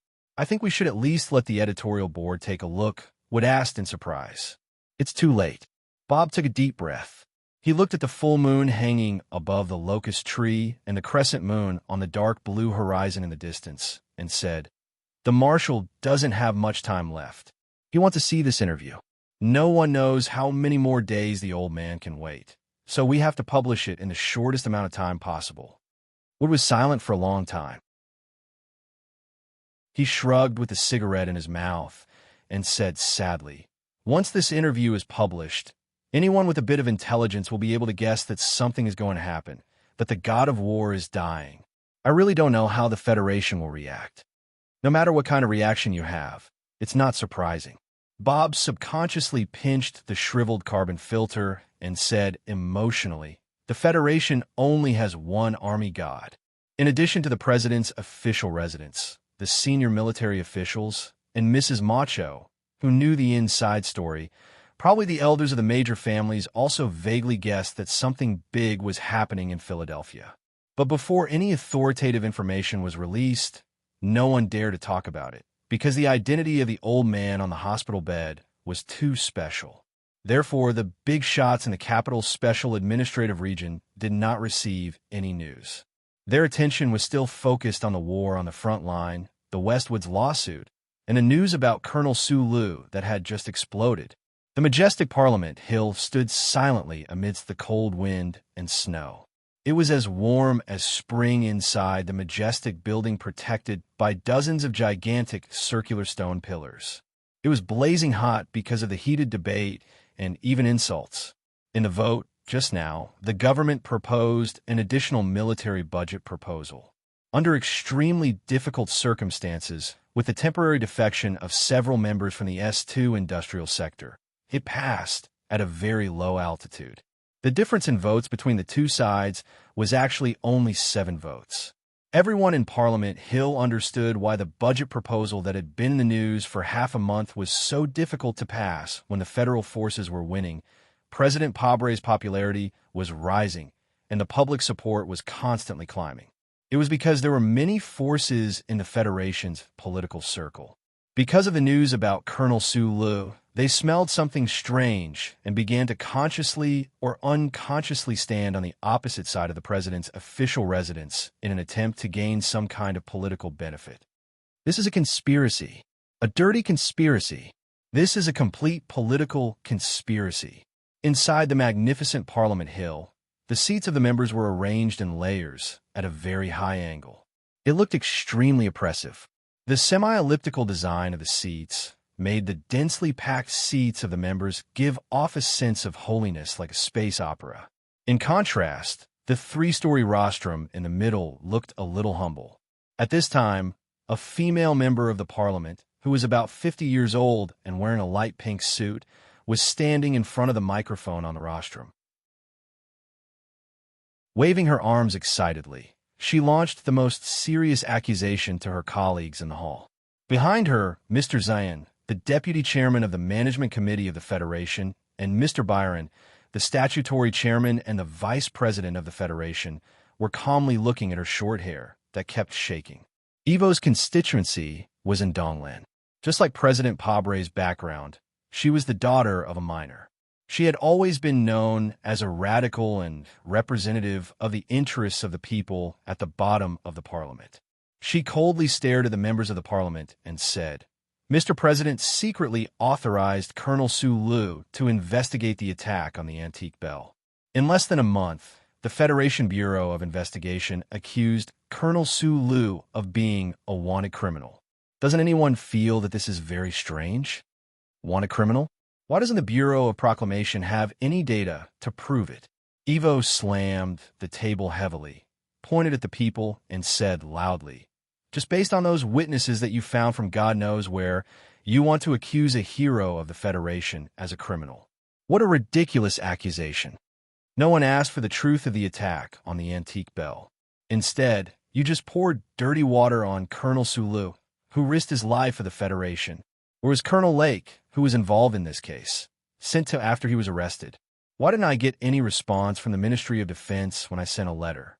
At the very least, even if Colonel Sulu is a wanted criminal, I would like to ask, what crime did he commit to make you so angry that you can't wait to shoot him?" The female counselor spread her hands and said with emotion, "I don't know how many deals are hidden in this hall. I only know that when we enter the Parliament Hill, we have to put our hands on the charter and swear. But obviously, many of us have forgotten this. I'm from Donglin. If Colonel Sulu is from Donglin, I'll only feel proud. That's all I have to say." There was an uproar in the Parliament Hill. Countless voices of objection and angry reprimands sounded from the high, cliff-like seats. A male counselor wearing gold-rimmed glasses rang the bell in front of him, frowned, and said, "Counselor Evo, I would like to ask you to pay attention to your manners. We insist on investigating Colonel Sulu, of course, based on the spirit of the Charter." "Spirit of the Charter?" "Counselor Paulson, if my memory is correct, before you were elected as a counselor, you were the Deputy Minister of Finance of the previous government. And before that, you were a Senior Director of Shungao Investment Company." Counselor Evo looked at him and said with a hint of mockery, "Shungao Investment Company has been trying to persuade the government to divide the ancient clock company. Do you need me to say more clearly what kind of role you played in it? Based on the spirit of the Charter." "I highly doubt that when you put your hands on the Charter, you were thinking about money." "Slander." Counselor Paulson waved his arms angrily and said sternly, "No matter how you twist the truth, there is no way to clear the criminal's name. Colonel Sulu entered the army by hiding his identity, hiding his relationship with the most wanted criminal of the Federation. Counselor Evo, with your Master of Law degree, you should know very well how many laws of the Federation he has violated. You must be responsible for what you said just now." Counselor Paulson looked back at his colleagues and said loudly, "Mr. President must also be responsible for this.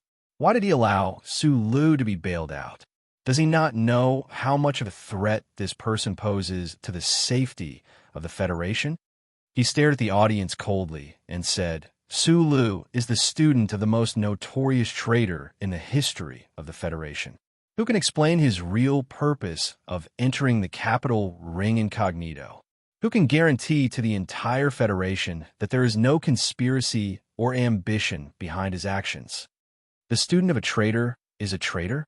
Counselor Evo retorted loudly, "This is not the era of the former dynasty. There is no such thing as the conviction of bloodline. Everyone, wake up. Look at the war on the front line. What we need is unity and calmness, not fanatical moral persecution." Perhaps Counselor Evo's speech was clear-headed, but she forgot one thing. The more wartime it was, the more sensitive the so-called moral position was. Her speech was instantly drowned by the ridicule and reprimand.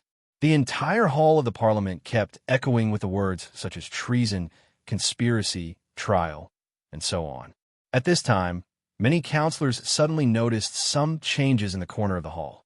They saw many employees, many of them from their own offices, appear in the aisles with anxious faces and give them hints from a very long distance away. These hundreds of counselors who controlled the fate of the Federation were not necessarily the smartest people, but they were definitely the most sensitive people in politics. In other words, they were the most conservative group of people. After seeing the hints of the employees in the office, although they did not understand the real reason, the fierce attacks against Colonel Sulu and President Pabre gradually became fewer and fewer. Then, all the counselors received the Capital Special District Daily that was published in advance today and saw 3 pages of the most serious newspaper in the Federation. A short half-hour adjournment. Counselor Evo stood on the rostrum and waved the newspaper in her hand with a serious face. She asked loudly, "Now, who still thinks that the student of a traitor must be a traitor?" Counselor Paulson sat down while panting heavily. The entire Parliament Hall was dead silent. Only Counselor Evo's loud voice could be heard. She kept waving the newspaper in her hand. On the newspaper, Wargodly Pifu was smiling, but the counselors were terrified and had difficulty breathing.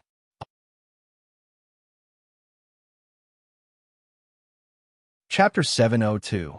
Less than 10 minutes after the exclusive interview that took up 3 full pages of the Capital Special District Daily appeared, the reporters, cameras, and broadcast vans around the Wangdu Youth Apartment, as well as the 24-hour rooms in the opposite apartment building, were suddenly reduced by more than half.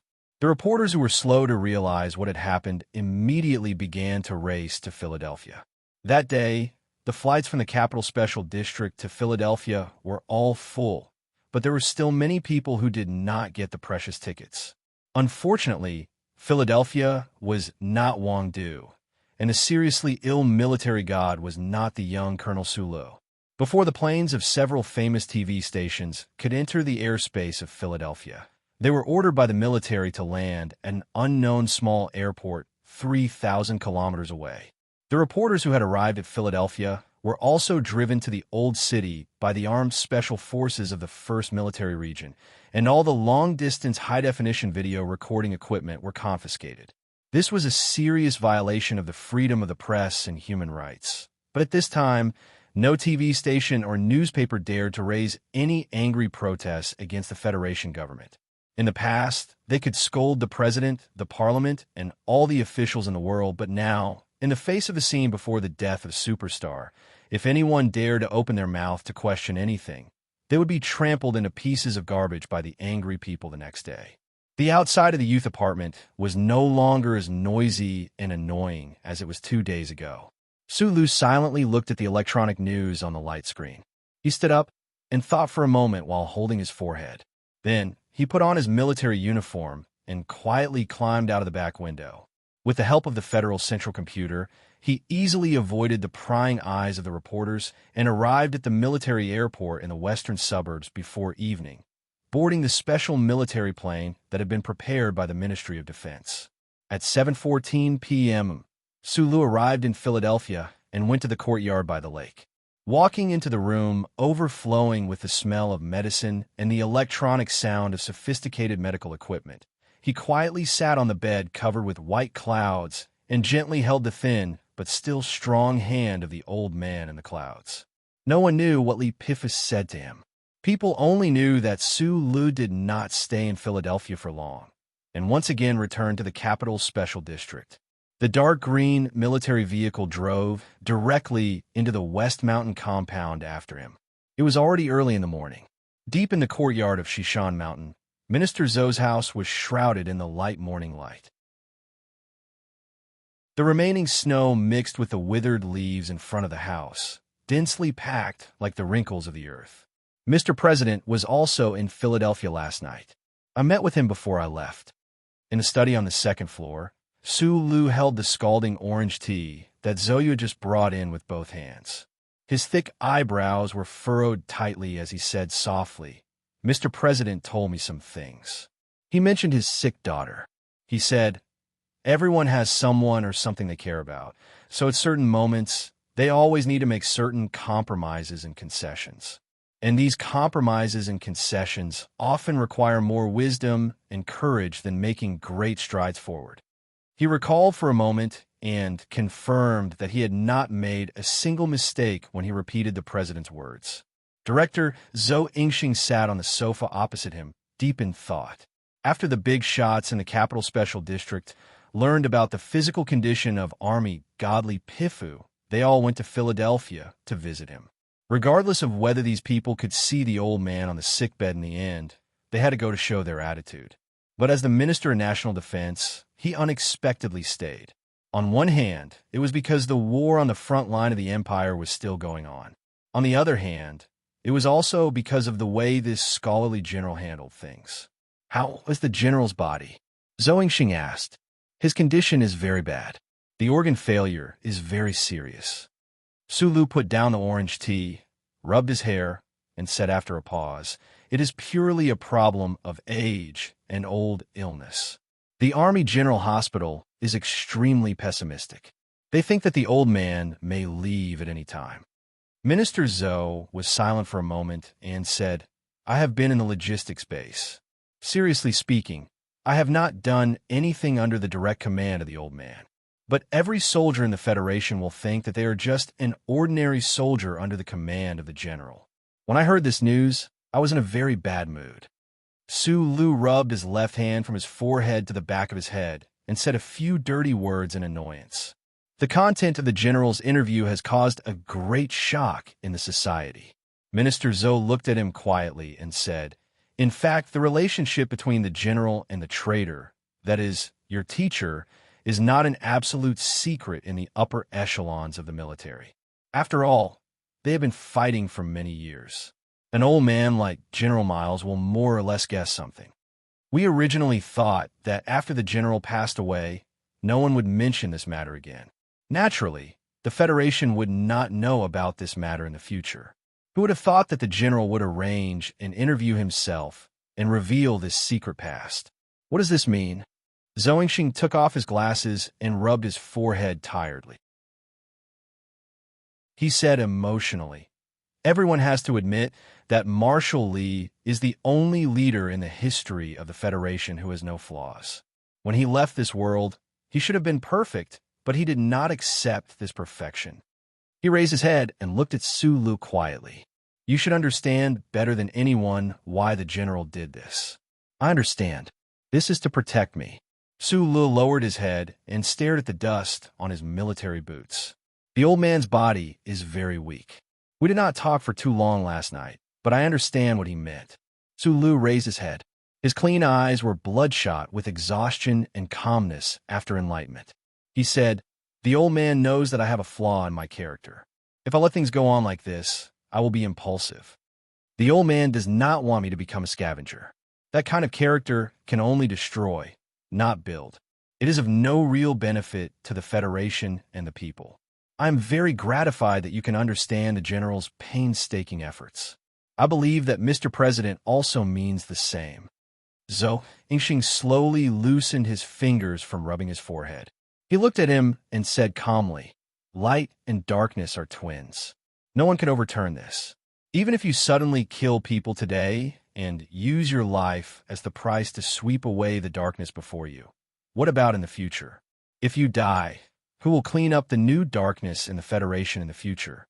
Minister Zhou looked at him and continued, "The general had the ability to clean up the government and even kill everyone, but he did not do so. If you have the chance, you can carefully read the general's record. For several decades, even he has been constantly making concessions and compromising. This is precisely for the sake of a firmer and steadier advance in the future. A man with a true sense of responsibility, a soldier, should learn to endure, watch, protect, and not sacrifice himself lightly. He disdains to die together with those disdainful juniors, because only in this way can he be considered to have given his entire life to the Federation and the people. The general has persevered like this all his life. I hope he can follow his example." Su Lu was silent for a long time, and then nodded. "This is your latest appointment." Zhou Yingxing took out an electronic document that was clearly just drafted from the desk drawer and said, "Mr. President has already signed. You are appointed as a special representative of the government to head to the West Woods to preside over the strategic ordnance test of the General Assembly Base. At the same time, you have full authority to represent the government in negotiations with the representatives of the Empire's underground resistance organization." Su Lu slowly raised his head, his eyes full of confusion. He could predict that he would be expelled from the political center of the Special Capital District, but he did not expect that he would be sent to the West Woods to carry out such a mission. After the exclusive interview in the Special Capital District Daily was published, the entire Federation fell into a kind of uneasiness and panic. This big article obviously had the nature of a monument to let everyone know that this meant that an old man may be leaving soon and that a certain era was coming to an end. The people of the Federation could not imagine what the Federation would do without the military god. Although in the past 10 years, the old man had already taken off the marshal's uniform and sat quietly by the Philadelphia lake to fish, as long as they knew that he was still alive, whether in the frontline troops or in Philadelphia, as long as they knew that he was still alive, as long as they knew that the old man was still alive, everyone was very relieved, whether in the frontline troops or in Philadelphia. Li Pifu, the military god who had once shocked the universe, once again shook the entire universe when he was about to leave. The news spread to Bermuda, and the pirates and tycoons were collectively speechless, not knowing how to react. When the news spread to the Empire, the Beijing royal family began to hold a carnival party, and the dark-eyed royals drank countless glasses of liquor. In short, everyone knew that the military god was about to die, and everyone was waiting for the arrival of that day with sadness, confusion, fear, calmness, or joy. However, to everyone's surprise, Li Pifu, who had been sentenced to death by the best doctors in the Federation, did not die, and was extremely valiant in coming back to life. Although they knew that this was only a temporary phenomenon, and that the military god's health had seriously deteriorated, and that he would not be able to hold on for too long, many people were still very emotional. The tenacious vitality and terrifying willpower contained in that old body seemed to have frightened the Grim Reaper, and he chose to temporarily leave. As long as the military godly Pifu did not die, he would be the brightest star in the universe, forever shining on the Federation. He was the bright sun above S1, sinking into the horizon every night and stubbornly rising the next day to illuminate everything. Regardless of whether that sun would be extinguished the next day, the old man on the sickbed in Philadelphia expressed his attitude through an exclusive interview. The Federation Investigation Bureau immediately stopped the secret investigation of Sulu, and the district attorney's office sealed the relevant files. No more members of Parliament proposed to hold a special hearing on Parliament Hill. As for the accusation of treason, no one would mention it.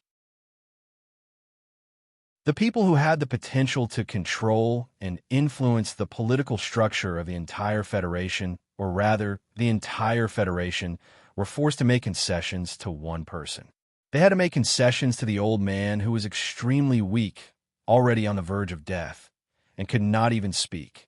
The people only knew that the wind had stopped and the clouds had dispersed, and the entire Federation was peaceful and quiet, with a certain sense of commemoration and solemnity. However, they did not know that after this atmosphere, the Federation government, the various departments, and the fierce struggle that had taken place on Parliament Hill. The Bureau of Proclamation was silent, and the Department of National Defense stood behind Sulu, but it was not convenient for them to express their views. It was the same for the office of the president. That side stopped the accusation against Sulu, but it was impossible for them to allow him to continue his own investigation and access to those core secrets. One day in the late winter of the 71st year of the constitutional calendar, Sulu boarded a military spaceship headed for the West Woods.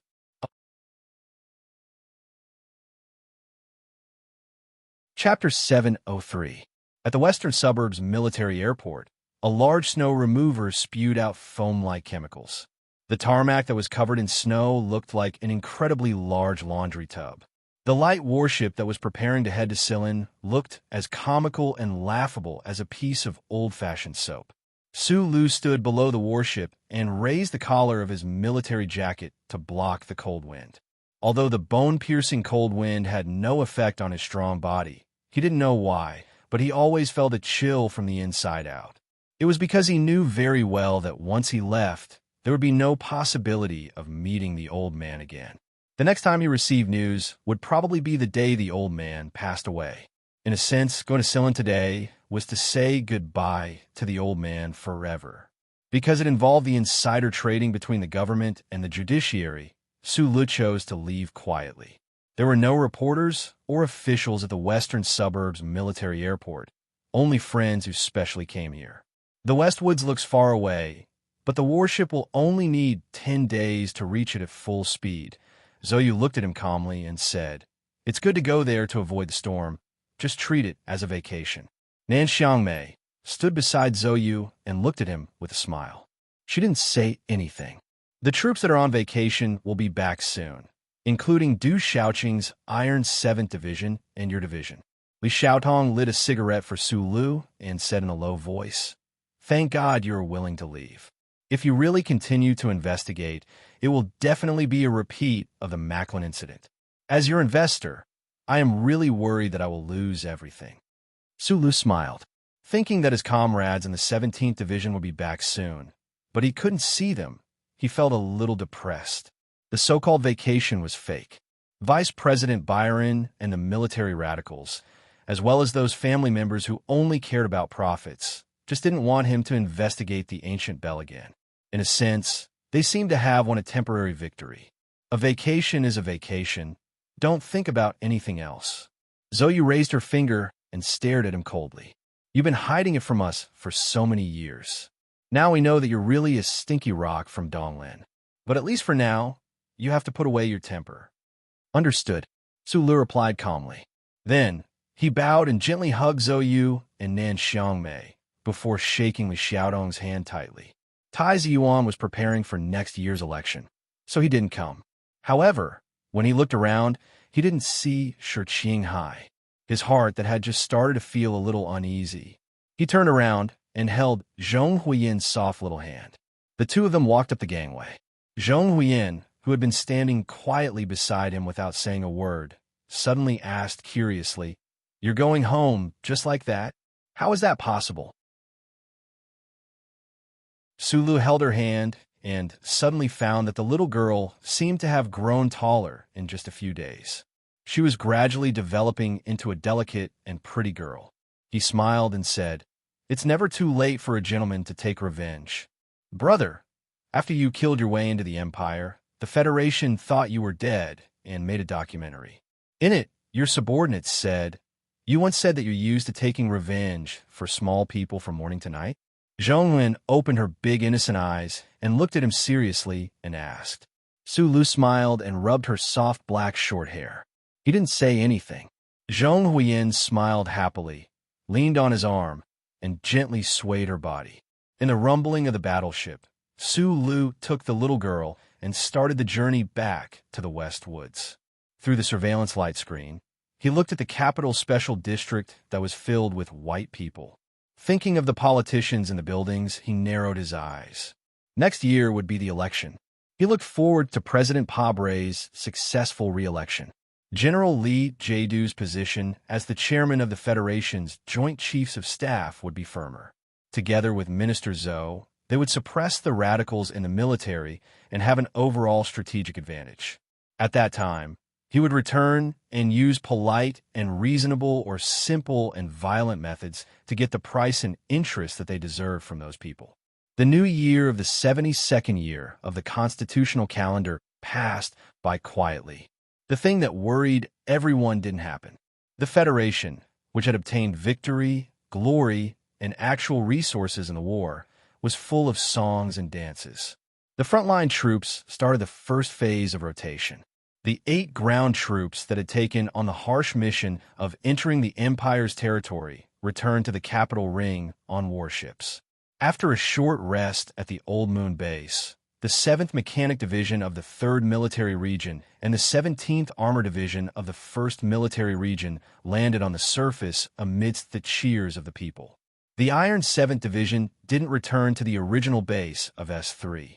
This change made some military analysts feel strange, but it didn't cause any reaction within the government. This was because everyone knew that President Pabre had always trusted Division Shaoqing very much. Moreover, this was the capital ring under the protection of the glory of the Charter. No one would think in the direction of danger. No one knew how the new soldiers of the 17th Division reacted to the accusations that Su Lu had suffered. People only knew that Division Commander Yu Qinghai, who was known for his bad behavior, rushed to Philadelphia like a madman. He rushed to his teacher's sickbed as fast as he could. The next morning, Du Shaoqing also rushed to Philadelphia. In fact, all the military commanders in the first rotation didn't go home. Instead, they came directly to Philadelphia. The troops that retreated from the front line mainly belonged to the 1st Military Region and the 3rd Military Region.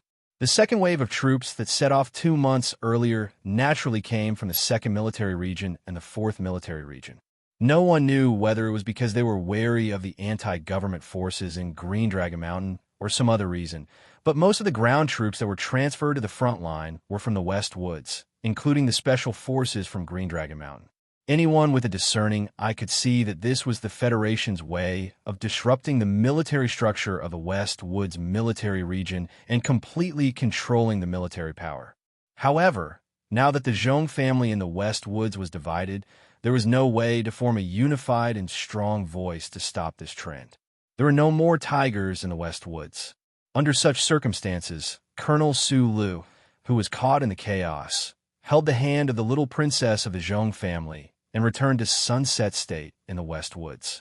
People in the East Woods were silent and tough like stones, but people in the West Woods had the most vivid and intense love and hate. They didn't care how many Federation laws Colonel Sue Lu had violated. They only knew that it was Sue Lu who avenged Commander Zhong and his wife and the young soldiers on the Antique Bell. They only knew that it was Sue Lu who won the lawsuit for the old house and became the guardian of the little princess. Therefore, they welcomed Sue Lu with the greatest enthusiasm. The representatives of the Empire's underground resistance were still on their way. The military equipment test at the General Assembly Base was carried out in an orderly manner. Sue Li's days in the West Woods were very relaxed and casual. Happy New Year! Happy New Year! It seemed that he was always happy. However, sometimes when he looked at the blue sky above his head, it was difficult for him not to think about the old man's health. Every time he thought that the old man would not be able to celebrate another new year, his mood began to become gloomy. Beside Philadelphia Lake, the old man, lying on the bed like a statue, slowly opened his eyes and squinted at the shadow in the corner of the room. After a moment of silence, he reached out and pressed a button. The transparent glass partition in the room suddenly turned black, and all the monitoring devices were cut off. "You are finally willing to come home." The old man's voice was very weak and tired. He seemed to be extremely cold and sad.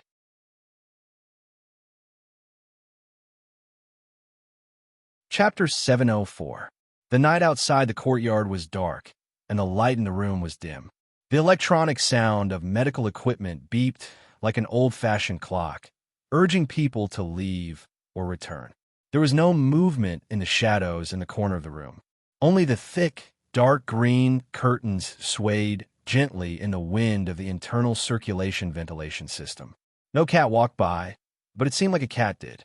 There was a long period of silence, like a blank space suddenly appearing in the human mind. They didn't know the specific minutes and seconds, but they knew that it existed and was long. Then, a voice rang out from the shadows.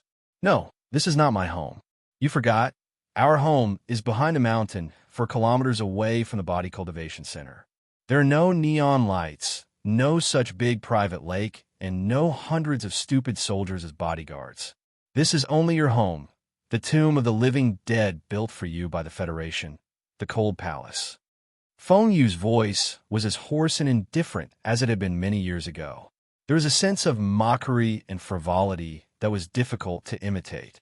It sounded like a young hooligan who was riding a vintage motorcycle and screaming in the midst of young girls, but it also had the coolness of someone who sat cross-legged on the peak of Mount Yia and narrowed his eyes at the S1 cotton candy storm. Li Pifu quietly looked at the shadows in the corner of the hospital bed. His gaze was calm and weak, but for some reason, his voice had a lot of mockery. As the war god of the Federation, in his long life, it was probably only in front of this person that he could feel true equality, so he also had a kind of freedom. "We haven't seen each other for decades, and this is probably the last time we see each other. I don't want to repeat those boring quarrels with you." The old man painfully frowned and waved his hand in annoyance. "You chose to see me for the last time, but you're not here to argue with me about right and wrong again. Why not?" The voice in the shadows rang out very quickly, with a hint of sharpness that made people's eardrums a little uncomfortable. "You're going to die soon, so of course I have to take advantage of the time before you die to clarify these things. Otherwise, after you die, who can I find to reason with? Your son? Your grandson? Or that sissy president who smears black shoe polish on her face every day? By the way, old man, do you think that sissy president really thinks she can look more manly by smearing her face black? Or is he really addicted to pretending to be a minor?" Although he could not see the expression of the person in the shadow of the corner, he could imagine how relaxed and mocking his features must have been when he said those words. "I don't want to talk about these boring things with you." The old man on the hospital bed resolutely stopped the conversation from developing in this direction, although his arms were trembling violently. "I started fighting when I was 7 or 8 years old. I don't want to fight when I'm 70 or 80 years old. I'm about to die. I want to keep the right to not listen to your nonsense. If you insist on continuing to fight, then I might as well die." Don't try to scare me with death, and you don't have to play dead. I know you the best in this universe. Even if you only have one breath left, that breath of yours will definitely support you to jump out of bed and slap me again. Feng Yu sat calmly in the shadow. He could not see the outline of his body at all. He could only vaguely capture a certain existence through the light of the stars outside the window and the voice. When Li Pifu calmly said that he was about to die, his sitting posture leaned forward slightly, and then it turned into mockery in the end. I have to admit, when it comes to fighting, no one in the universe is your opponent. I'm not either, so I have to keep a sufficient distance from you. Otherwise, if you really jump out of bed and kill me with one slap, you will die with me because you used up your last breath. Brother dying on the same day. This kind of ending is too melodramatic. I don't want to accept it. With a snap, a lighter was ignited, illuminating the corner of the wall.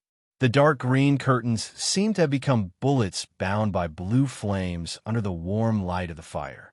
The face under the hat, which was still young despite the vicissitudes of life, disappeared in a flash, leaving only the cigarette but flickering in the darkness. Actually, I've been thinking, if you really came to see me for the last time, should I set up a trap to catch you or kill you? This might be the last chance. After I die, there probably won't be anyone who can deal with you. Li Pifu's withered hands gently stroked the white bedding, his hoarse and tired voice echoing in his shriveled chest.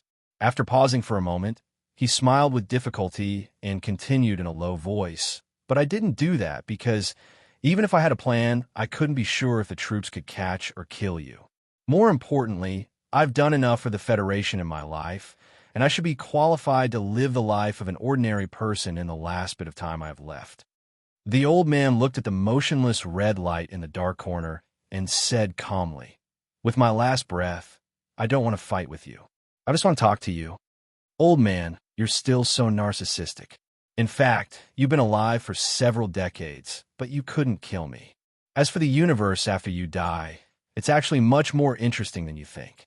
Your grandson, Huai Fuchai, that ridiculously strong girl, and Sulu might be able to deal with me. The problem is other than a stubborn old man like you, who would think about dealing with their own brother every day." The man in the shadows stiffened and then took a deep drag of the cigarette.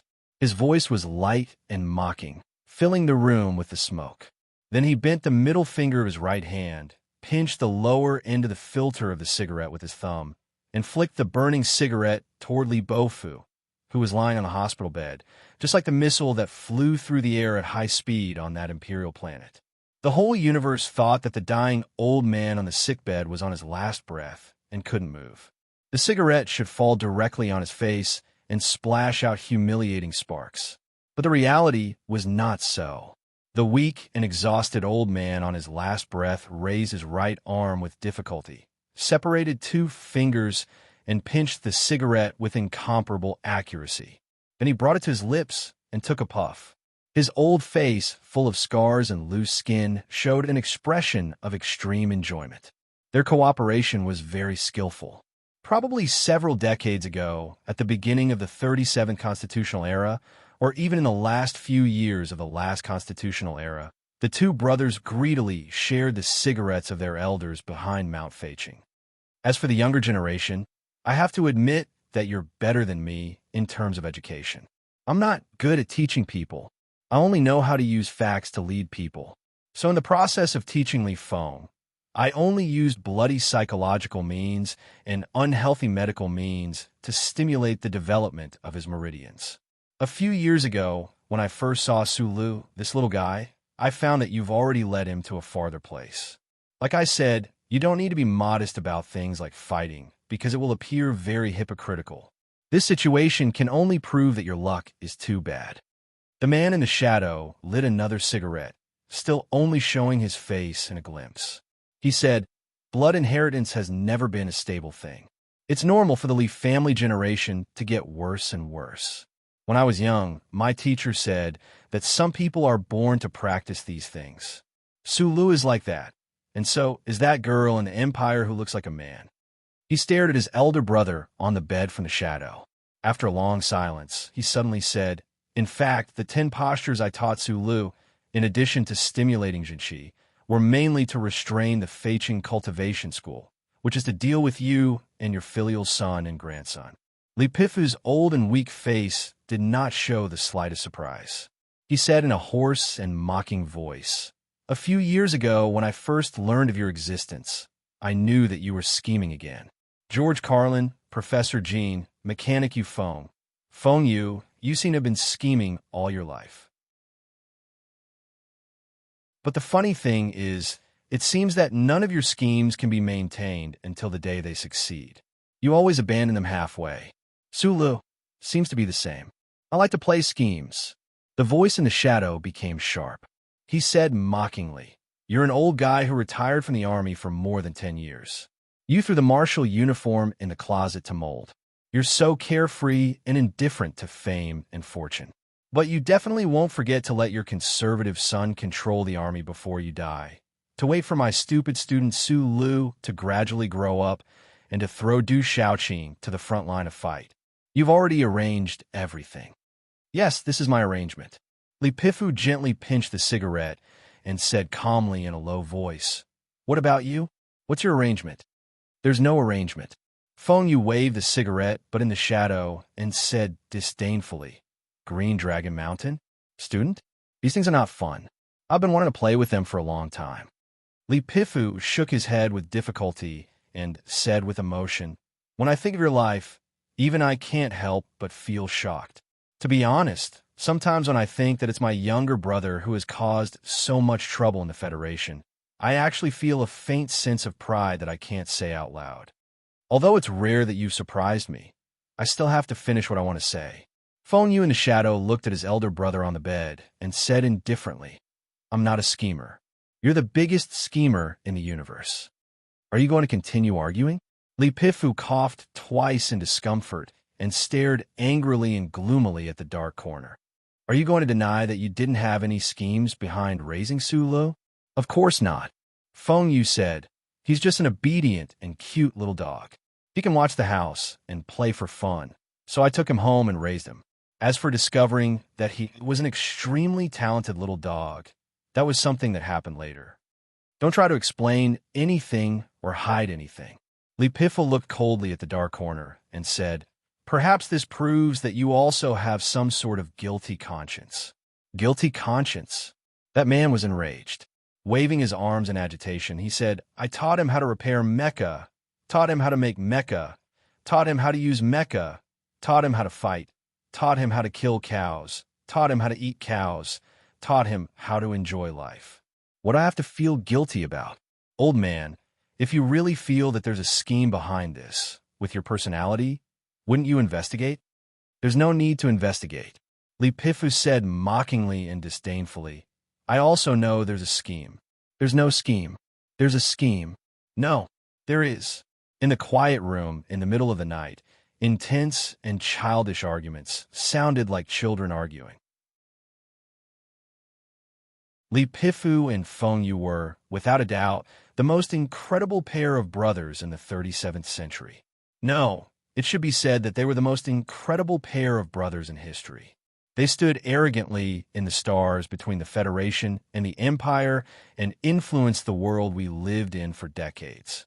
They influenced history, changed history, and even became history themselves. They seemed to be very different in age, but in reality, they were already old and had the dust of history. Just like that, this pair of brothers, tonight at the shore of Philadelphia Lake on the hospital bed, in the shadows, they were like children angrily accusing each other and arguing. They could admit defeat, but they were determined not to admit their mistakes.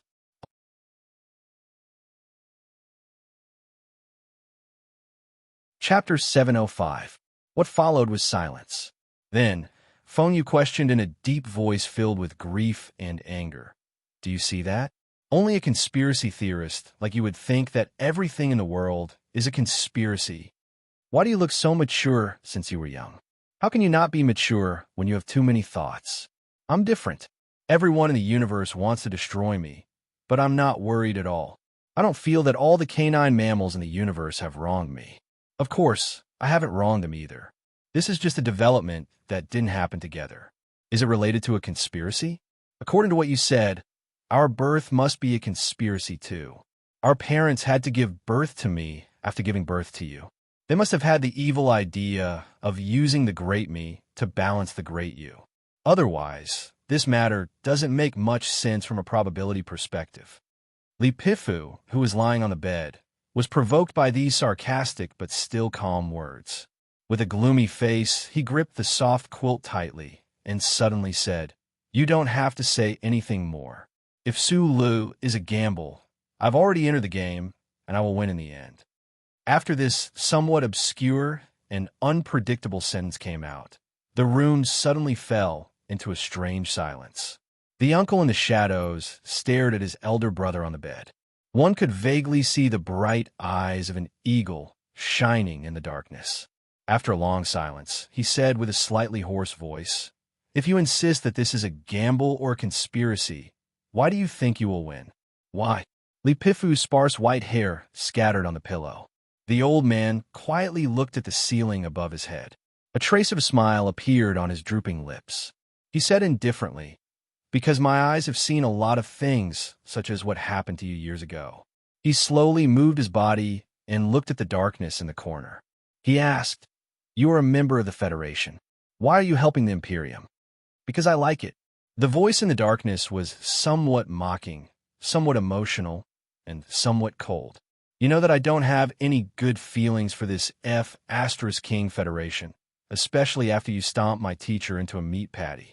When he said the last sentence, Feng Yu's voice suddenly became emotionless. It was as if a bowl of extremely sour and spicy Huainan soup had suddenly been turned into clear water by some kind of magic. It was a clear water without any taste or impurities. "But this is our hometown, after all. There are people who care about you and love you here. For example, when Shaoli died, you didn't even look at him. So I'm cold and heartless." Feng Yu's voice was lively again. It floated out of the shadow and was as ear-piercing as needles. "What about the Federation that you protect? The little tiger in the West Woods was murdered by the government and the army, but the crime was thrown to the people of the Imperium. The people of the Federation were as excited as if they had taken an aphrodisiac. They roared and fought back. You wear a short-sleeved tight singlet with 2 moons on it. You really think you are a messenger of justice? What have you done about this matter?" "No, you didn't do anything. You just watched coldly." "Oh, have you forgotten your identity? You are the god of war of the Federation. You are the real messenger of justice. For these 2 words, you didn't hesitate to hunt down your own brother. Then what about now? Why didn't you do anything when you knew that those people committed murder? And why didn't you let Su Lu do anything either?" The sharp and merciless questioning was like an alloy knife hidden in the mechanical arm of a mecha. It popped out with a whoosh, easily tearing through the air in the room, bringing with it a suffocating smell as it arrived in front of Li Bufu. This military god, who was revered by the entire Federation, narrowed his eyes. His weak gaze sharpened once again, as if he wanted to break through the long night sky. "Because you think that this matter, or rather this conspiracy, is beneficial to the Federation, and because you subconsciously always thought that the entire Federation forces were your soldiers. Of course, the mastermind of this conspiracy is also your soldiers. On the contrary, it is precisely those disobedient troops in the West Woods who can't really be counted as your soldiers. If that's the case, why are you willing to continue investigating?" Feng Yu's cold words were filled with a sinister delight. To be able to tear apart the most dazzling military uniform of the Federation's god of war was undoubtedly very interesting and exciting for someone who had spent his life wandering the stars and fighting against the glory of the Charter. Similarly, you also don't want Su Lu to continue investigating, because if he does, your troops may suffer great losses. Su Lu may also be in danger. In your eyes, that stupid little fellow is probably the Federation's best heavy weapon in the future. Now that he is being wasted in internal strife, it's too much of a waste. That's not what I think." On the bed, Li Pifu was silent for a moment. After coughing for a while, he looked at the darkness and explained very seriously, "But I don't want to explain anything." Then the old man sighed softly. He was extremely tired, but also extremely relaxed. He felt the touch of the soft mattress on his back and began to miss it. With a trace of complicated emotions, he looked up and said, "There's one more thing. I've always wanted to get a real answer from you." In the darkness of the corner, there was a moment of silence. The lighter was lit again. This time, it was a thick stick of tobacco. Feng Yu's forehead, which was half lowered, was incomparably bright under the light. He said in a hoarse voice, "Ask away.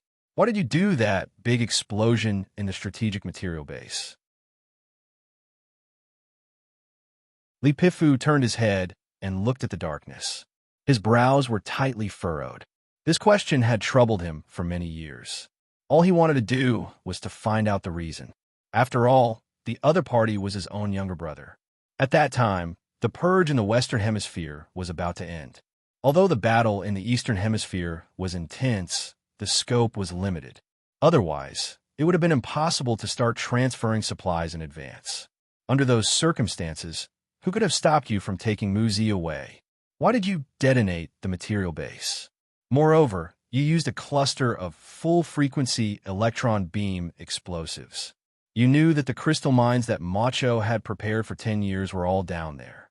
How many people would have died from such an explosion? As he spoke and asked, Li Bofu finally became agitated. He stared at the darkness. His old eyes were as sharp as a knife, and the flames of anger were burning in them. After a long silence, Feng Yu's voice slowly pulled open the curtain of the night. When it fell into Li Pifu's ears, it was so calm and firm. At that time, the charter computer had already discovered me. It was too ruthless in its pursuit. I wanted to live, so I had to cut off all the tentacles that the charter had extended into the empire. I needed that big explosion. Li Pifu looked at the dark corner. His old eyes were slightly gloomy. After 20 years, he heard his younger brother admit that the big explosion was not forced. There was no conspiracy by the empire. There was no misjudgment or small probability. It was just an action that he had made after a calm judgment. The old man was still disappointed and sad. In order to live, you didn't hesitate to cause a big explosion. Of course, I know that you don't care if the Federation could defeat the Empire. But you don't even care that 100,000 Federation soldiers died because of you. You didn't even think that they could be considered your comrades. The old man's voice was indifferent and heavy. Everyone has their own world.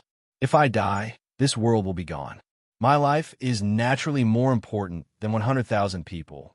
No, it's more important than 1 billion people. In the dark corner, Feng Yu sucked on a thick piece of tobacco and said coldly, "As for comrades, the Federation war god killed the teacher who loved me the most, and the federal forces flattened the house of my beloved woman. Do you think I can still consider myself a soldier of the Federation? There's no need to explain. You just need to live on," Li Pifu said mockingly. After a moment of silence, Feng Yu said, "If I had died at that time, what would have happened to the newborn Muzi?" Li Pifu narrowed his eyes. After a long silence, he squeezed out a barely audible sigh from his dry lips and said in a hoarse and low voice, "Yes, what should I have done? But I still think that what you did was wrong, a crime, and unforgivable. My epitaph in the future will be, I will not forgive any of you, so you don't have to forgive me." It could be vaguely seen that Feng Yu slowly stood up in the dark. "Also, at the moment when my newborn daughter is facing death, I will only act according to instinct.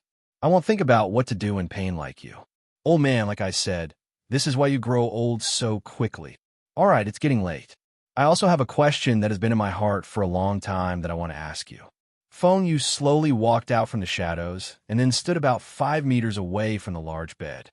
That head of wild hair formed a distinct silhouette in the night. He leaned forward slightly and asked in a low voice, "All these years, have you ever thought of teacher at night? When you think of teacher who died under the foot of the Mecca, have you ever felt guilt or regret? If you could do it all over again, would you give up that last Mecca control move?" Li Pifu was expressionless. His white eyebrows were as straight as his back when he was young. He didn't think for too long and replied in a low voice, "No, and I haven't regretted it all these years. You and I both know very well that he is a master of the Empire. That vicious seed plan came from his genius brain. At the beginning of the war, he could quietly cross the galaxy to the Federation and secretly set up so many backup plans. Facing such a far-sighted master of the Empire, if he were to survive, I don't know what kind of terrible situation the Federation would face. Oh. Phone you ridiculed exaggeratedly. You still insist that he came to Philadelphia to teach us a conspiracy. Old man, I really want to advise you. If you can survive, it's best to travel and feel the intentions of the executor. Of course, it's a pity that you don't seem to be able to survive. Li Pifu looked at him calmly. Just like the argument a few decades ago, in the end, you still can't explain why. Teacher came up with this seed plan. If he is really like what you said, he is just a peace-loving traveler. After a few decades, I already have the answer, but I don't know if you are willing to believe it. Phone you slowly walked a few steps to the bedside and said calmly, in my opinion, Teacher's seed plan at the beginning was an effort to gradually integrate the Empire and the Federation. Li Pifu frowned. How can a member of the royal family of the Imperium, who was raised by the people of the Federation, be willing to wage a war against the Federation? What better person to promote peace between the two sides of the universe, or even to slowly learn from each other until the integration countless years later? Medellin. That's because the war had already begun. When Teacher started the seed plan, the war had not yet begun. After a long silence, Li Pifu said tiredly, "This is just your reasoning. It doesn't prove anything." In Schiller's Octavo, there's a saying, those who are not of my race are bound to have different hearts. Back then, the people of the Federation did not know the meaning of this saying, until the people of the Empire appeared on the other side of the Night Scorpion Nebula. Teacher is, after all, an outsider. There is no reason for him to invest such long-term love for the Federation, at least not more than the Empire. This is the biggest problem. You also sat on that spaceship. Why do you still stubbornly believe that Teacher and his Hua family are really people of the Empire? Feng Yu looked at his elder brother at the bedside quietly. There was no mockery or disdain on his slightly weathered face. He was abnormally calm and said, "In this life, you always think too much. That's why you grow old too quickly. You have repeated it many times." Li Pifu coughed violently, then looked at his younger brother who was close by and said expressionlessly, "I do grow old quickly, so I die quickly. Are you satisfied now?" Feng Yu was silent and did not answer the question. Instead, he said, "Thank you for taking care of my daughter. I think that she is my daughter." Feng Yu stretched out his right hand somewhat awkwardly and patted the old man's shoulder, saying, "Okay, I won't argue with someone who is about to die. You're welcome." Li Pifu closed his eyes tiredly. "Have a safe journey." Feng Yu paused for a moment and then walked out of the door. "I won't see you out." The old man waved his hand with some disgust, as if he was shooing away a fly. Then he heard the sound of metal clanking, like wind chimes ringing in the quiet night of Philadelphia. Opening his eyes with difficulty and looking at the empty darkness, Li Bofu curled his loose lips and simply smiled. He thought to himself that this kid still had a habit of hanging a bunch of metal tools on his, but it turned out that when they hit each other, they would still make such a clear sound. It was really like a death knell that hastened his death. When the most advanced medical team of the Federation found that all the monitoring equipment had failed, they rushed to the ward in a panic. When they turned on the lights and tried to find the real cause, it was almost dawn. No one knew that this pair of legendary brothers had already met in the middle of the night. Naturally, no one could imagine that with Feng Yu's ability and the deliberate cooperation of the god of war Li Pifu, it was so easy to temporarily prevent the outside world from spying on them. But looking at the god of war at the head of the bed whose jaw was gradually turning yellow, and looking at the heart-wrenching curve change on the medical data capture device, everyone knew that the old man was about to die. General Li Jiedu had been staying in Philadelphia for the past few months. He didn't take up the position of chairman of the Joint Chiefs of Staff of the Federation. He didn't even step out of the manor.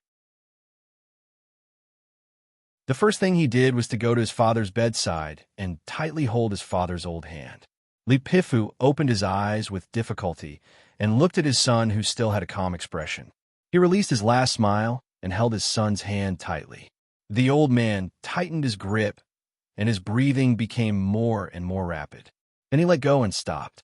I said 2 points, but this paragraph was a bit troublesome. Moreover, I got too excited at the end and wrote more than 1,000 words, so I only said 3 points. The old man couldn't swallow his last breath. The reason was actually very simple. When the brothers saw each other, they naturally left happily. It was great.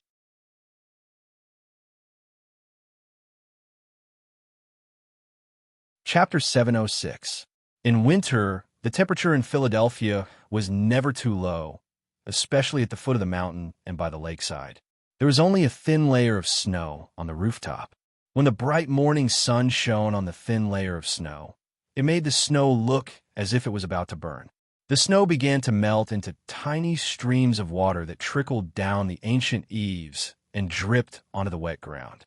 The tiny raindrops had been smashing for many years, but they had yet to leave a clear mark on the hard ground, just like the thin and calm old man in the room. He had been shining in the Federation for many years, but there was still no way for him to fundamentally change too many things that had happened in the past. The door of the body training center in his hometown, Philadelphia, was open as usual. Young boys were exhaling white mist and kicking the wooden puppets tied with fine grass, just like he used to do in the past. The water on the eaves was still dripping slowly. Tick-tock, tick-tock. It was the perpetually calm and dull movement of the hour hand that made one feel suffocated. It was the greedily drooling little boy who was holding a bunch of red candy as he stared at the rising red sun. It was the comforting sound of the electronic self-check in the cockpit of the M37 Mecha, whose right mechanical leg had been tragically broken on the smoky battlefield, revealing a metal wire as thick as an arm. Tick-tock, tick-tock. It was the sound of childhood friends shooting at each other with bamboo guns and then falling down exaggeratedly. A beautiful little girl wearing a white cotton-padded jacket played the role of a female emergency doctor. Tick-tock, tick-tock. If the ticking slowed down a little, it would become the electronic sound that the Federation soldiers were most familiar with, the only sound they could hear when they were lonely and bored in the healing pods. The ticking stopped. There was no longer any fluctuation of power on the light screen. It had become a straight line that stretched from left to right to the edge. There was no end to it, and it was always calm. On the other side of the glass wall, the specialists of the treatment group of the Army General Hospital and the generals of the Federation took off their headphones and instruments numbly and stared at the old man on the bed in a daze. Some of them could not believe their eyes and felt that what they were seeing was fake. General Miles stared with his red eyes and did not say a word. He allowed the tears to wash away his wrinkles and pupils. However, after a long time, the scene in front of him did not change at all. General Lee J. knelt beside the bed and tightly held his father's increasingly cold hand. There was no emotion in his eyes. He then lowered his head and pressed his burning forehead against his father's cold hand. He hid his face in the shadows and quickly said some words of unknown meaning. It seemed like he was saying goodbye, but also seemed like he was narrating. There were sounds of banging outside the door. Someone seemed to want to stop and explain something, but someone else didn't want to hear any explanation. He directly rushed in and opened the closed door. Then he saw the old man on the bed with his eyes closed and the middle-aged general kneeling beside the bed. General Li Feng, whose face was covered with dust, blinked his eyes. His akiji gradually faded away. Only a trace of heart-wrenching frustration and helplessness suddenly flashed across his calm and powerful eyes. A second later, this frustration and helplessness instantly disappeared. He took a deep breath and slowly walked to the front of the bed. Then he knelt down with a bang and knocked his hard head hard on the damn floor. He fell down like a mountain. For him, the departure of his grandfather was like the collapse of the highest mountain in his heart. And he will be back in 3 hours. General Li Feng put his head on the ground and trembled in pain. No one saw that his eyes and nose were uncontrollably erupting on his face. He said with a trembling voice, "I came back late too." General Lee J. slowly stood up and carefully tidied his military uniform. He quietly looked at the bed and raised his hand to give a military salute. Behind the glass wall, The general in the special door of the Army General Hospital slowly raised his right hand and gave a most noble military salute to the skinny old man on the bed. The death of the god of war, Li Pifu, not only meant the sudden collapse of the highest mountain in Colonel Li Feng's heart, but also for many people in the Federation. The major incident that happened in Philadelphia in the morning was still under strict news control. However, the Federal fleet on the other side of the distant planet had already received the news first. President Pabre silently looked at the white snow on the grass outside the Oval Office. He looked at the fat pigeons foraging in the snow. Sadness and heavy pressure appeared in his peaceful eyes. On the terrace, Lady Tai held a cup of coffee and listened to Butler Jin's report that the private jet to Philadelphia had been prepared. Looking at the picturesque landscape after the snow, sadness and longing were undisguised on her face. She and Li Pifu had known each other for many years. She had an inseparable friendship with his family. Most importantly, Li Pifu was the person she truly respected. Therefore, in the entire universe, only his passing could make her express the sadness in the deepest part of her heart. On the other side of the Night Scorpion Nebula, somewhere in the distant and unfamiliar left sky galaxy, the Supreme Commander of the Federal Fleet, Admiral Hong Yuliang, stared at herself in the mirror with red eyes. Naturally, she thought of the teacher who had a loud voice and liked to tell erotic jokes many years ago. He was completely different from the hero in the brochure. When the teacher saw her for the first time, he mercilessly laughed at her because her eyes were as red as a rabbit's. A rabbit, a white rabbit, a pair of white rabbits. Yes, that was what the teacher said at that time. That was what happened at that time. Hong Yuliang turned on the hot water switch and allowed the steam to cover the entire lens. It covered the haggard and sad face in the mirror, as well as the pair of red rabbit-like eyes. Then, in the hot steam, he began to cry bitterly. South of Silin's Sunset State, the Federation's Chongfeng military base tarmac. At the beginning of February, year 72 of the Federation's standard calendar, it was supposed to be the middle of winter, but this was only for S1 in the end. Wearing sunglasses, Su Lu was enjoying the sunlight sprinkling down from the azure sky above his head. He was enjoying the clear, warm smell coming from the dark green military uniform. He was so comfortable that he nearly fell asleep. The Federation's new space battleship with a triangular floating wing design glided over from the distance of the tarmac.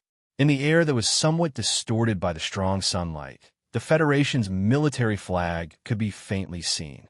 The space battleship continuously passed through 6 water gates formed by water pillars and slowly came to a stop. There was a grand welcome ceremony, lively military music, a newly decorated red carpet on the gangway, and beautiful girls holding flowers. Su Lu, who suddenly woke up, narrowed his eyes and looked at these scenes through his sunglasses. He thought that the Westwoods had made so many preparations. Even if the foreigners who came to negotiate were still vigilant, they would still be relatively happy. The hatch of the Federation's battleship opened, and a middle-aged man in a black leather jacket slowly walked out. He stood at the top of the gangway and waved to the black mass of welcoming people on the tarmac. From the frequency of his waving and his stiff posture, he was obviously very nervous. In fact, it was not only him and the members of the delegation behind him who were nervous. The Federation soldiers and civilians on the tarmac were also very nervous because everyone knew the historical significance of today's meeting. Many years ago, the Empire's diplomatic mission, which was as silent as a suicide squad, once visited the Federation. Many years after that, the humans on both sides of the Night Scorpion Nebula never had direct contact again. Until today, another group of brave or stupid Empire people came to the Federation's land with negotiation terms instead of ammunition. The extremely insulting word stupid was naturally not an evaluation made by a conscientious young historian like me. Stupid. The commander of the West Woods Military Region's 2nd Rapid Response Brigade stood beside Su Lu. He looked at the stiff Empire person on the gangway, took off his sunglasses, and calmly mocked. He actually came in leather. Later, I'll get HDD Bureau to give him some trouble. Calmness and mockery usually could not be used together, but this young brigade commander behaved very naturally. That was because calling the people of the Imperium idiots was very natural for the soldiers of the Federation. It was even close to the truth, so he could be very calm. Sulu shrugged and walked toward the gangway. He did not try to dispel this atmosphere. Although he knew that this kind of hostile atmosphere was not good for formal negotiations, he also knew that the blood feud of decades could not be suppressed by a few words. Presiding over the cooperation negotiations with the Empire's underground resistance organization was the latest mission that Mr. President gave him. Of course, it was also the best excuse for the radicals of the government to expel him from the capital ring. After all, this matter was connected by him in the Empire in the first place. Sulu, who was walking towards the gangway under the light of the sun, was feeling very calm. He had a lot of contact with the members of the underground resistance organization who had come all the way from the Empire. He knew that they were not much different from ordinary people of the Federation, so he naturally did not find them troublesome. He was just worried that there would be trouble in Philadelphia and Shanghai. He did not know if the uncle would go to see the old man for the last time, and whether the uncle's safety would be a problem. Also, Mr. Sure had started to appear and disappear mysteriously again recently. And every time he appeared mysteriously, it meant that something troublesome was going to happen. In a situation where there was no reply, Sulu asked the old man to help him investigate Shanghai's whereabouts. He was very surprised to find that the guy used some unknown method to hide from the most critical scans of the glory of the Charter. Another problem was that Colonel Lake. The Internal Affairs Department of the Ministry of Defense arrested this person, and Mr. Tion said that he would not let him die easily. Now that the election was around the corner, everything had to be done for the sake of stability. This person was temporarily detained in a secret military prison, but the problem was that he actually did not commit suicide. Killing oneself was always a simple matter, especially for a well-trained special soldier like Colonel Lake. Therefore, for Sulu, the fact that he did not commit suicide meant that it was not a simple matter. The other side was very confident, but why were they so confident? Colonel Sulu, it seems that you are not very happy to see your old friend. On the red carpet at the bottom of the gangway, a middle-aged Empire man wearing a black leather jacket looked at Sulu in front of him. He waved his arm in an exaggerated manner and complained, "Did you forget about us murderers and arsonists after returning to the Federation?" The government translator, standing in the middle of the crowd, was very nervous after hearing this. He did not know what words to use to accurately express the friendship of the Empire's revolutionary friend, but also not to let Colonel Sulu hear the profanity. Sulu stopped the translator's efforts, took off his sunglasses, and hugged the other side with a smile, saying, "Mu-in, welcome to my hometown."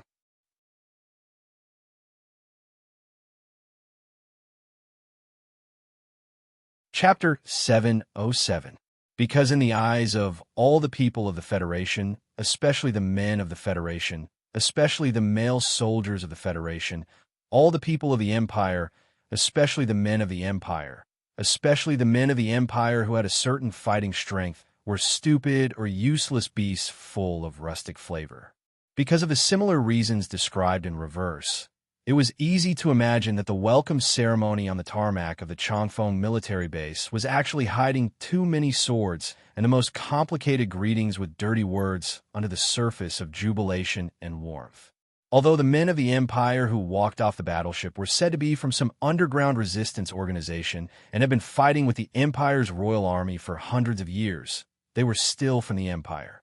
This reason was enough to make the Federation people on the tarmac feel disgusted from the bottom of their hearts. Even if they tried to hide it, their expressions and actions couldn't help but become stiff. "Don't fight, at least in front of the news reporters, don't fight," Sulu said softly to the excited and bloodthirsty brigade commander beside him. He didn't have any expression on his face, and his tone wasn't very strong either. However, after the brigade commander was stunned for a moment, he immediately became more obedient.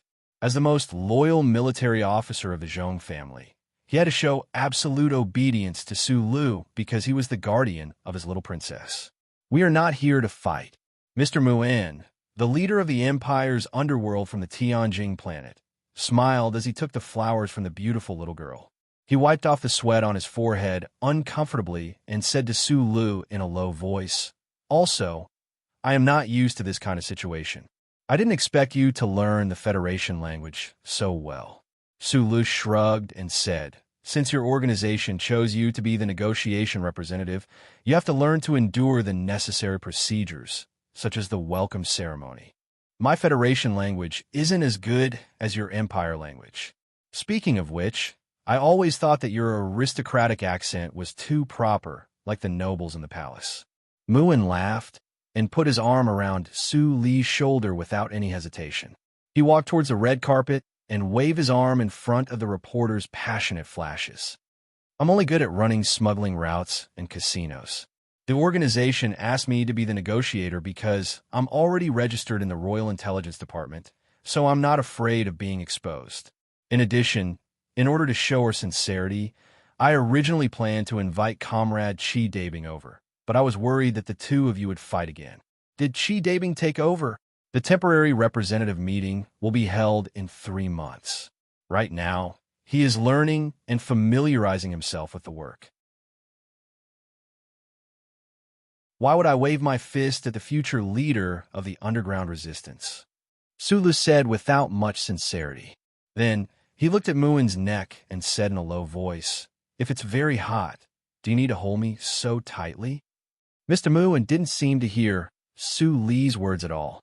He put on a sincere smile and hugged Su Li's shoulder tightly, showing his passion and his very good personal relationship with Colonel Su Lu to the reporters of the Federation. The photo area flashed again and again. Even the dazzling light in the blue sky above their heads dimmed under the contrast of the sun. Sulu narrowed his eyes. Suddenly, a slightly bitter smile appeared on his lips. He said in a low voice, "I know what you're thinking, and I also know what you need. But there's something I have to tell you." "What is it?" Mr. Muin looked forward and forced himself to forget the underworld aura in his bones. He waved his arms at a uniform speed like a politician. "I've already lost my power." Sulu also looked forward and said with a smile, "Some very powerful people can destroy me at any time. And I came to the West Woods to see you because I was purged by the government." Muin's arm that was holding Sulu stiffened. A moment later, he laughed out loud and patted Su Li's back. He said in a deep voice, "It's even better if you lose. Then we could just drink a few cups.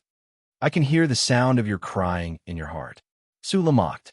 Mr. Muin shrugged gently and said with a smile, "Leader Wise thinks highly of you, and so do I. You will get back on your feet.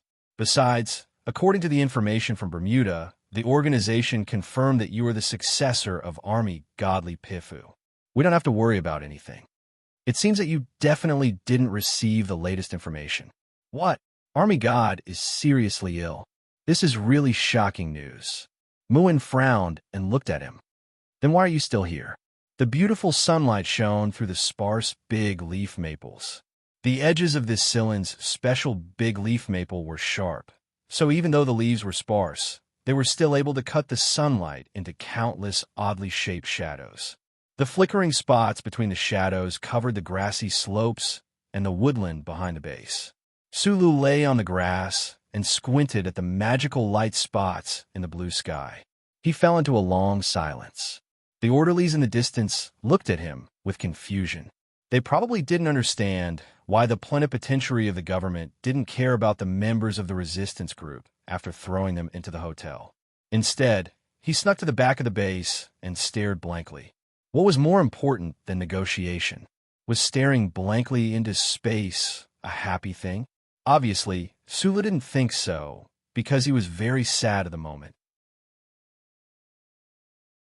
Maybe it was because the light spots burned his retina or something else, but there were traces of sparkling water in his squinted eyes, and a trace of it slid down the corner of his right eye. On the red carpet of the welcome ceremony, in the cheerful military music, and under the excited photo-taking of the reporters, a line of white symbols appeared in Su Li's left pupil. In the friendly memorandum with the Federal Central Computer, there was a rule that forbade the old thing from entering his brain without permission. But today's matter was a special condition that he had agreed on in advance. The line of silent symbols read, Citizen number, SLA 321-8971. Lipifu, information node interrupted, announced death. When he saw the line of words in his left eye, the sun was shining brightly and the sound of gongs and drums filled the sky. However, he felt extremely cold, and the muscles on his back subconsciously tightened. Except for the people saluting in the room in Philadelphia, Sulu should be the first person in the entire universe to know this news. He couldn't tell anyone else, and he couldn't reveal his true feelings, so he silently left the hotel in the base and went to the grassland under the maple forest to stare blankly into space. This feeling was a little strange. He had learned of a major event that would definitely shake the universe, but he had no way of telling others about his shock and sorrow. This was Shilin's Sunset Province, and the people of Shilin respected him. However, they were not his people like Group 7, so he had no one to talk to. This was probably the so-called frustration and helplessness. He picked up the military encrypted phone and dialed a number. After waiting for a long time, Sulu was surprised to find that the call was connected. The voice on the other side of the phone was warm and charming, and it was very chaotic. Hey, sure too. I heard that you were assigned to the Westwoods. Why are you calling me? Sure Qinghai, who was obviously drunk, shouted loudly on the other side of the phone. Then he heard a woman's exaggerated laughter. I've called you many times just to remind you not to investigate that matter yourself. Do you understand? This is a very serious warning. Also, you mother asterisker. Sulu thought for a moment, but in the end he swallowed back the expletives and the intention to ask. Looking at the blue sky above his head that was divided into pieces, he said calmly with a smile, How are you now? Very good. Sure Qinghai laughed and said, Why are you so nervous? By the way, I feel that you are not in a good mood, and your voice is slippery. What happened? Nothing. Sulu sat up on the grass and struggled to pull out the crushed cigarette box from his trouser pocket. He took out a 37 brand cigarette and stared at the cigarette for a long time. When the cigarette finally fit between his fingers, he put it to his mouth and lit it with satisfaction. There was a long silence. Sure Qinghai on the other side of the phone didn't urge him, but waited patiently. Sulu blew out the spicy smoke from his lungs from his mouth and nose. After a short pause, he said slowly into the phone, Someone died. On the other side of the phone was a nightclub with blurred lights and the smell of liquor and soft drugs. After hanging up the phone, Sure Qinghai was silent for a while.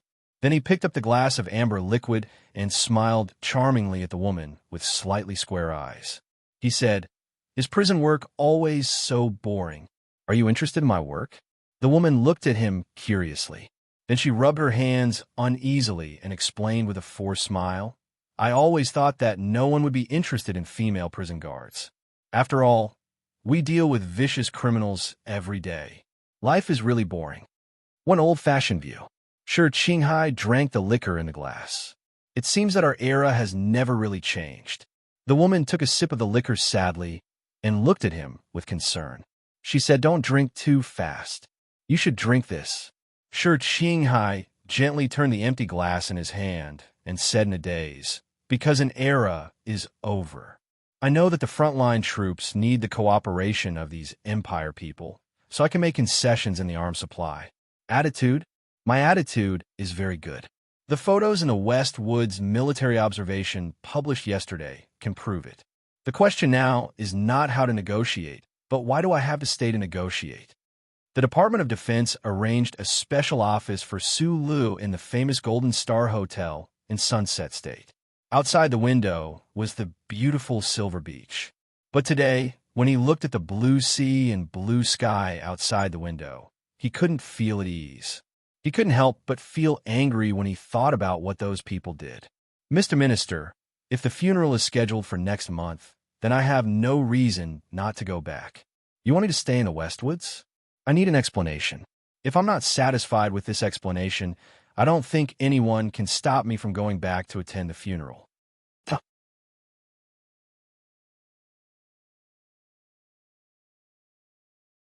Chapter 708. While Sulu angrily sought an explanation from the Secretary of Defense, Zhou Yingxing, over the delayed, encrypted military phone call, he knew very well that the person who deliberately distanced him from the Lees of Philadelphia and prevented him from attending the war god's funeral was not actually from the Department of Defense. He directly made a call to the president's official residence, and after a fierce argument with Director Breen, he was given the opportunity to speak directly with President Pabre. But this was still not enough, because although the president understood his feelings, he did not agree with directly falling out with the other side over the old man's funeral. The president understood him, so he comforted him. Sulu also understood him. The election was about to begin, and the official residence was now under great pressure. Once Mr. Pabre lost in the election, everything, including the things he had promised Sulu, could never be brought up again. In the end, the reason Sulu remained in the West Woods in the Sunset State and did not attend the war god's funeral was because of a video message from Philadelphia. In the message, General Lee Jae-do calmly described the old man's dying wish and reminded Sulu that the other side had too many reasons to prevent him from attending the funeral. For example, when the people saw him, they would think of the mechanic and that their father had a traitorous younger brother. Then, they would be enraged, and the officers, who were already easily agitated, would be even more agitated. In the past few years, the entire Federation and the military had deliberately pushed him to the position of the war god's successor. Now that the situation had changed, the other side naturally did not want him to attend the funeral because they did not want the people to think of the so-called inheritance. However, this was not what Sulu was concerned about. He just thought that as a junior, he should at least send the old man off. But now, even the old man's own son, General Lee Jae-do, had expressed his opposition. If he insisted, this kind of insistence would become a little strange. When Sulu looked at the starry sky in the Sunset State with a complicated and inexplicable smile and made the decision to give up on attending the funeral, it was already the end of February of the 72nd year of the constitutional calendar. Countless snowstorms strangely fell on the various planets of the Federation at this time, and at the same time, the news of the war godly Pifu's death was spread to thousands of families. Although the Federation people were already mentally prepared for the war god's passing, they could not help but mourn. The densely packed Federation square cried in unison, but one thing was very noteworthy. The Federation people's grief was so calm, probably because they firmly believed that although the war god was gone, the Federation would always be victorious. Almost all television stations adjusted their broadcast plans at the last minute. The Federation News Channel, on the other hand, pulled out a long-prepared large-scale news documentary filmed by the Jinxing Documentary Film Factory of the Ministry of National Defense and directed by the famous director, Bai Ziming. This documentary, called The Man from Philadelphia, had only been broadcast for 3 days, but it had attracted a new wave of attention and mourning activities.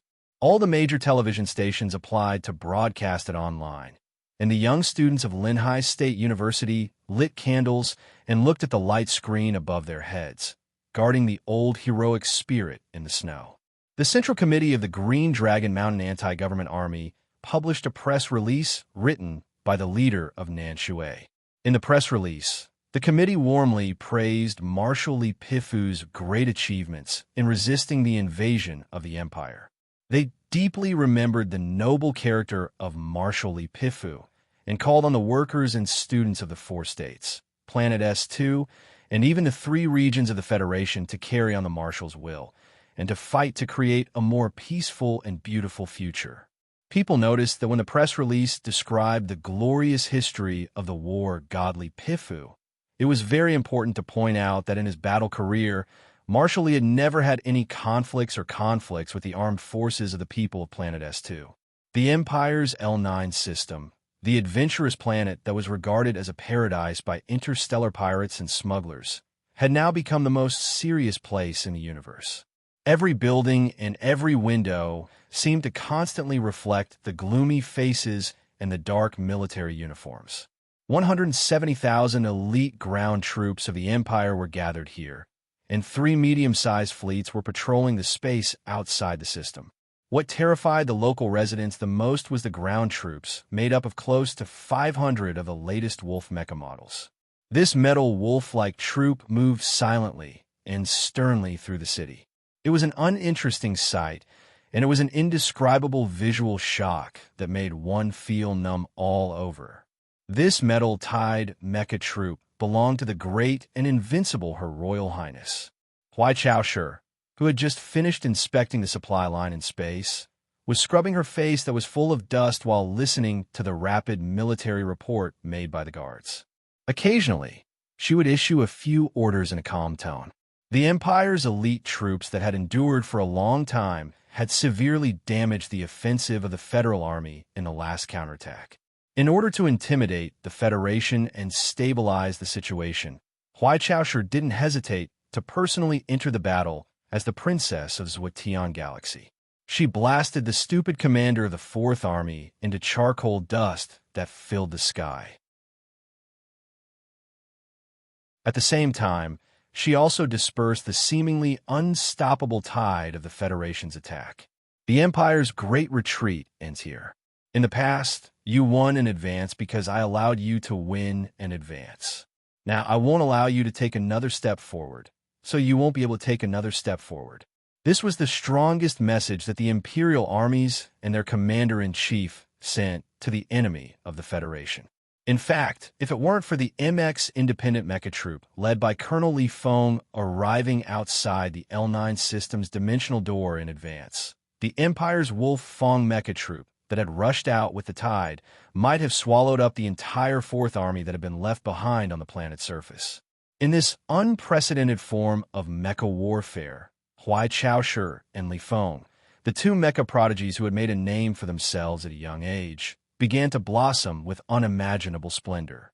Although they had never met on the battlefield, both the Federation and the Empire knew that that day would eventually come. Huai Chaoshi felt a little hungry. After thinking for a while, she poured herself a glass of milk. She was very satisfied with the current situation. Throwing the X3 crystal mine to those greedy capitalists of the Federation had indeed reduced the pressure by a lot. Her father was right. If a pack of dogs discovered a bone of meat to eat, they would definitely not attack humans again. Instead, they would attack each other to share the bone of meat. The guard suddenly noticed that a document at the bottom of the electronic folder was marked with 5 gold stars. He frowned, thinking that the Intelligence Bureau official must have made a mistake. The Federation forces hadn't attacked Tianjin, so what kind of intelligence would require 5 gold stars? What's wrong? Huai Chaoshi asked with a frown as she tore open a piece of coconut milk bread and prepared to have a simple lunch. Seeing the expression on her subordinate's face, she asked with a frown, "It shouldn't be anything important." The trusted guard shrugged and opened the document. Then, he turned into a statue and remained silent for a long time. He swallowed a mouthful of saliva with difficulty and looked at Huai Chaoshi before saying in a hoarse voice, "Dog thief Li Pif was dead." Huai Chaoshi put down the bread in her hand in a daze. Although she had received news of Li Pifu's serious illness a few months ago, she still found it hard to believe when she suddenly heard that he was dead. That person invaded the Empire's territory like a demon, burned the Empire's stars, massacred the Empire's citizens, and even killed the Emperor and the Great Teacher. He was evil and invincible for his entire life, but in the end, he died just like that. Huai Chaoshi walked to the window and looked at the blood-red sunset. She narrowed her eyes, as if there were flames burning in them. Everyone said that she was invincible. No, at least Su Lu had escaped from her hands. In this universe, only that person was truly invincible, and in the end, he had only lost to time once. Li Pifu, I haven't defeated you yet. How can you die? When the Emperor found out about this shocking news, he probably felt the same sorrow as his daughter. He silently thought, "Li Pifu, you old thief, I haven't killed you yet. How can you be dead?" At the time, the Emperor was roaring in rage because of the underground resistance organization joining hands with the Federal Army. After hearing about Li Pifu's death, he suddenly calmed down. He waved his hand and drove everyone out of the palace. He himself passed through the screen full of sunflowers and came to the railing of Star Caesar Hall, gazing at the high and untouchable ground.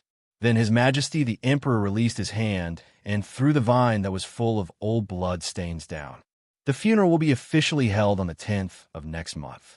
In the old mansion in the West Woods Sunset Province, Fatty Tion leaned against the soft sofa and watched the news on the hologram as he spoke to the two fellows on the other side. "Did you see the news release from Green Dragon Mountain? I heard that it was personally written by the leader of Nanshui. I also heard that his body seems to be on the verge of death." Sulu held a large white towel in both hands and rubbed the restless little head inside. He said, "I also heard that when the Empire's newspaper reported the news of the Marshal's death, there was a sentence written in a certain corner." "What sentence?" "Li Pifu is dead." Fatty Tion sighed with emotion. On the news screen, there was not a single trace of snow left on Charter Square in the Capital Special District. It was completely clean. A dense crowd stood on the square and looked up in anticipation. In the open space opposite the famous Group of Five, an extremely tall statue had appeared at some unknown time. Accompanied by enthusiastic applause, the curtain outside the statue flowed down like water. The most famous sculptor of the Federation devoted himself to strengthening the retro bronze material. The Shell Motor Company's heavy metal die casting department was responsible for the construction. Charter Square finally had a statue after thousands of years. The statue was of a young Li Pifu.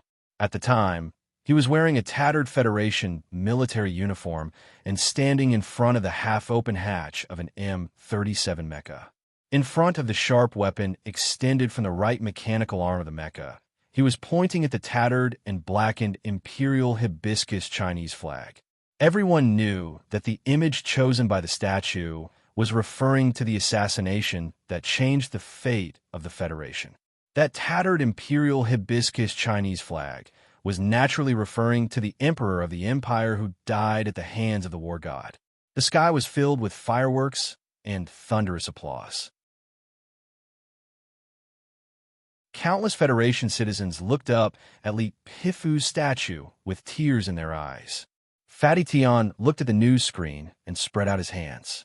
General Li Jiedu relayed the Marshal's last words. In his last words, the Marshal said very clearly that he rejected any form of commemoration. The proposal was unanimously approved by the Senate. Not to mention General Li Jiedu, even the dead old master couldn't change anything. He couldn't jump out of the coffin and shout, "I don't want a statue." Sulu smiled and shrugged. He continued to rub the restless head under the towel and said, "Actually, just like the Group of Five, the Marshal didn't need a statue, but the statue was already built."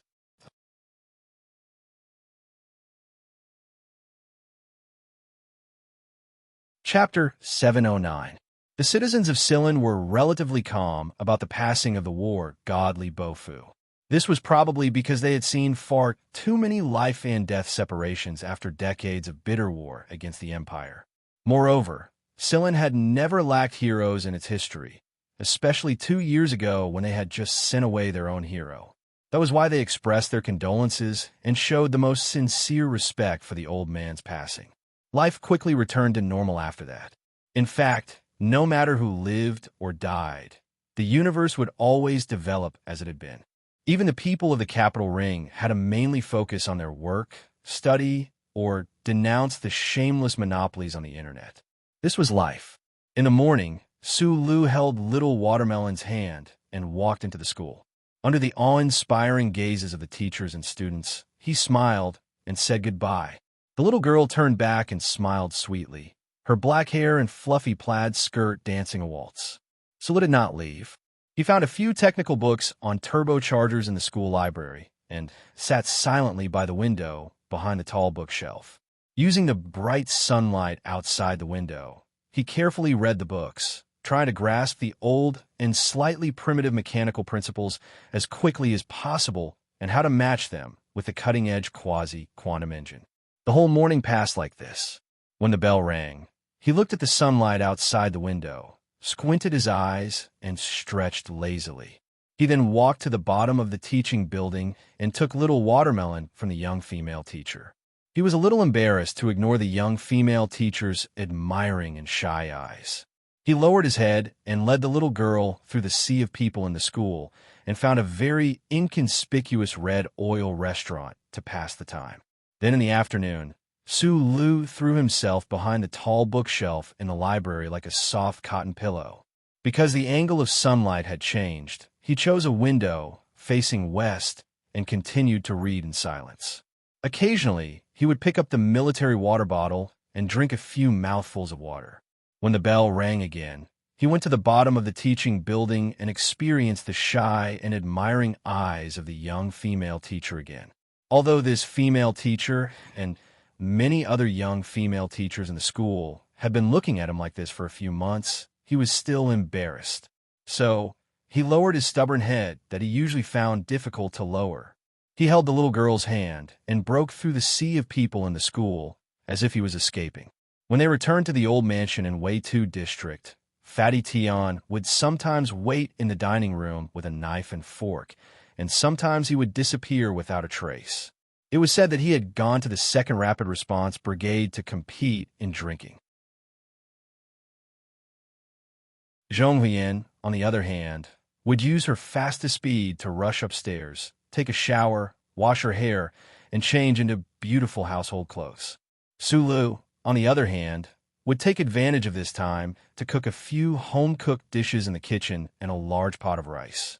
After Zhong Huiyan bit her lip and stubbornly expressed that she was only willing to eat the food he cooked, the responsibility of cooking in the old mansion fell on him. Su Li's appetite was still as exaggerated as always, so it took a long time for him to cook a big pot of rice. By this time, Zhong Huiyan would have already washed herself clean, held a large white towel, and skipped downstairs. She would quietly stand in front of him and then lower her head to hide in the white towel. Su Lu wiped the little girl's wet hair quickly, simply, and even a little rudely. The cigarette in his mouth would often leak some ash. At times like this, he would often narrow his eyes and recall the homework content and key points in the parent's handbook. He would think about where to start the tutoring after dinner and whether he should not go too deep into it. It seemed a little too early for a 6th grade student to come into contact with theoretical physics. School, waiting, lunch, waiting, dinner, tutoring, storytelling, and waiting for the little girl to fall asleep. This was Su Li's daily routine in the West Woods Sunset State. After being banished from the capital ring, the Federation government did not arrange any specific work for him. Naturally, the negotiations with the Empire's underground resistance were handled by professional negotiators. The military equipment test project in the armaments assembly base was also handled by the Ministry of Defense and the Shell Motor Company's technical department. All Su Lu needed to do was to attend a few cocktail parties to strengthen friendship and appease the anger of Mr. Mu In and the other Outlanders. Other than that, there was nothing else to do. Therefore, he began to silently act as a guardian. According to the life attitude he had cultivated over the years, he should do what he did well. He tried his best to play the role of a male babysitter. This kind of life seemed a little boring and monotonous, but Su Lu could adapt to it very well. This was because in this kind of boring and monotonous life, there was the word peaceful life that he liked very much.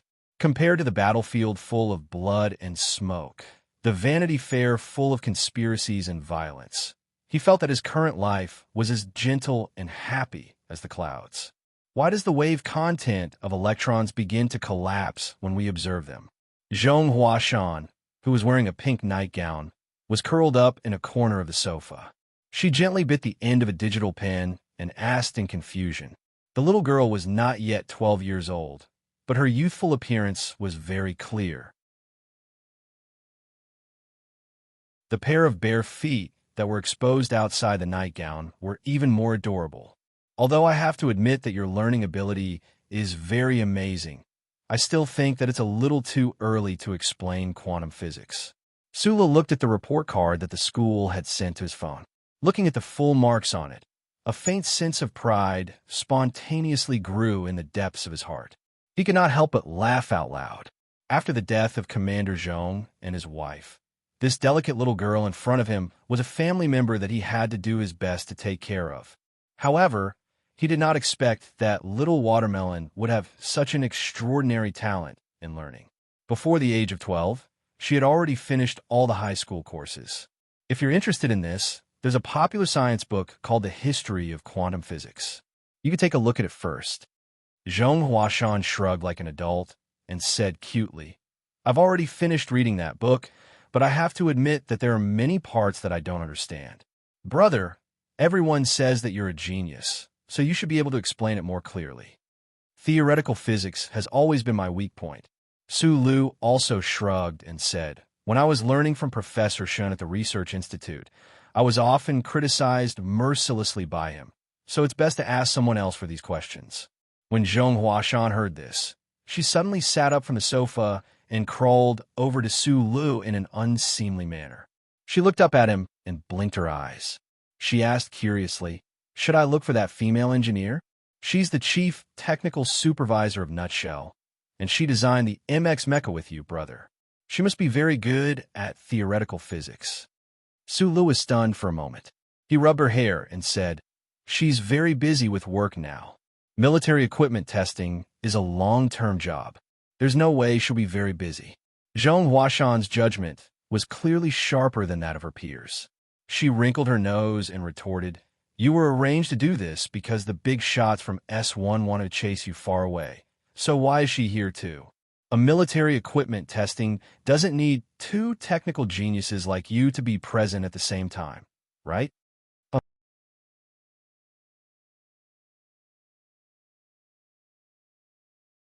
Chapter 710.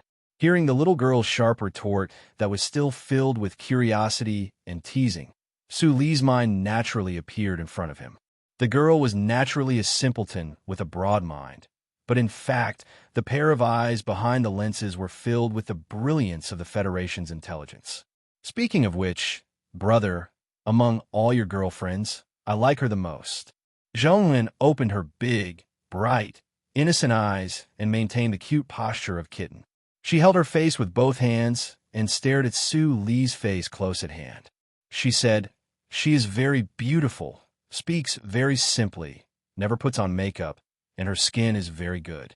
The most important thing is that she has a high IQ, which is a good match for you. The most important thing is that she has big breasts, which you will definitely like very much. Su Lu was still young, but at this moment, he could not help but feel embarrassed. He waved his hand and said angrily, first, I don't have that many girlfriends. To be precise, I don't have a girlfriend. Second, it seems that I don't need you to evaluate and choose what kind of woman I want to find. A list of explanations. What a typical male student of engineering. Zhong Huiyan sighed helplessly and then seriously retorted, first, if they're not your girlfriends, why don't they get married? If you don't have a girlfriend, then what is Jian Shuai? Second, you are now my guardian. If you want to find a wife, of course it has something to do with me. Otherwise, what if you find me a vicious stepmother? In the future, if she wants to have children with you, she will definitely not like me. Then let's start from the beginning. Su Lu rubbed his hair in pain and said, first, even if I find a wife, you can only call her sister-in-law, not stepmother. Second, even if Jian Shuai is my girlfriend, she is not a vicious person. Third, if it is my fault that they don't get married, then what can you find to solve it?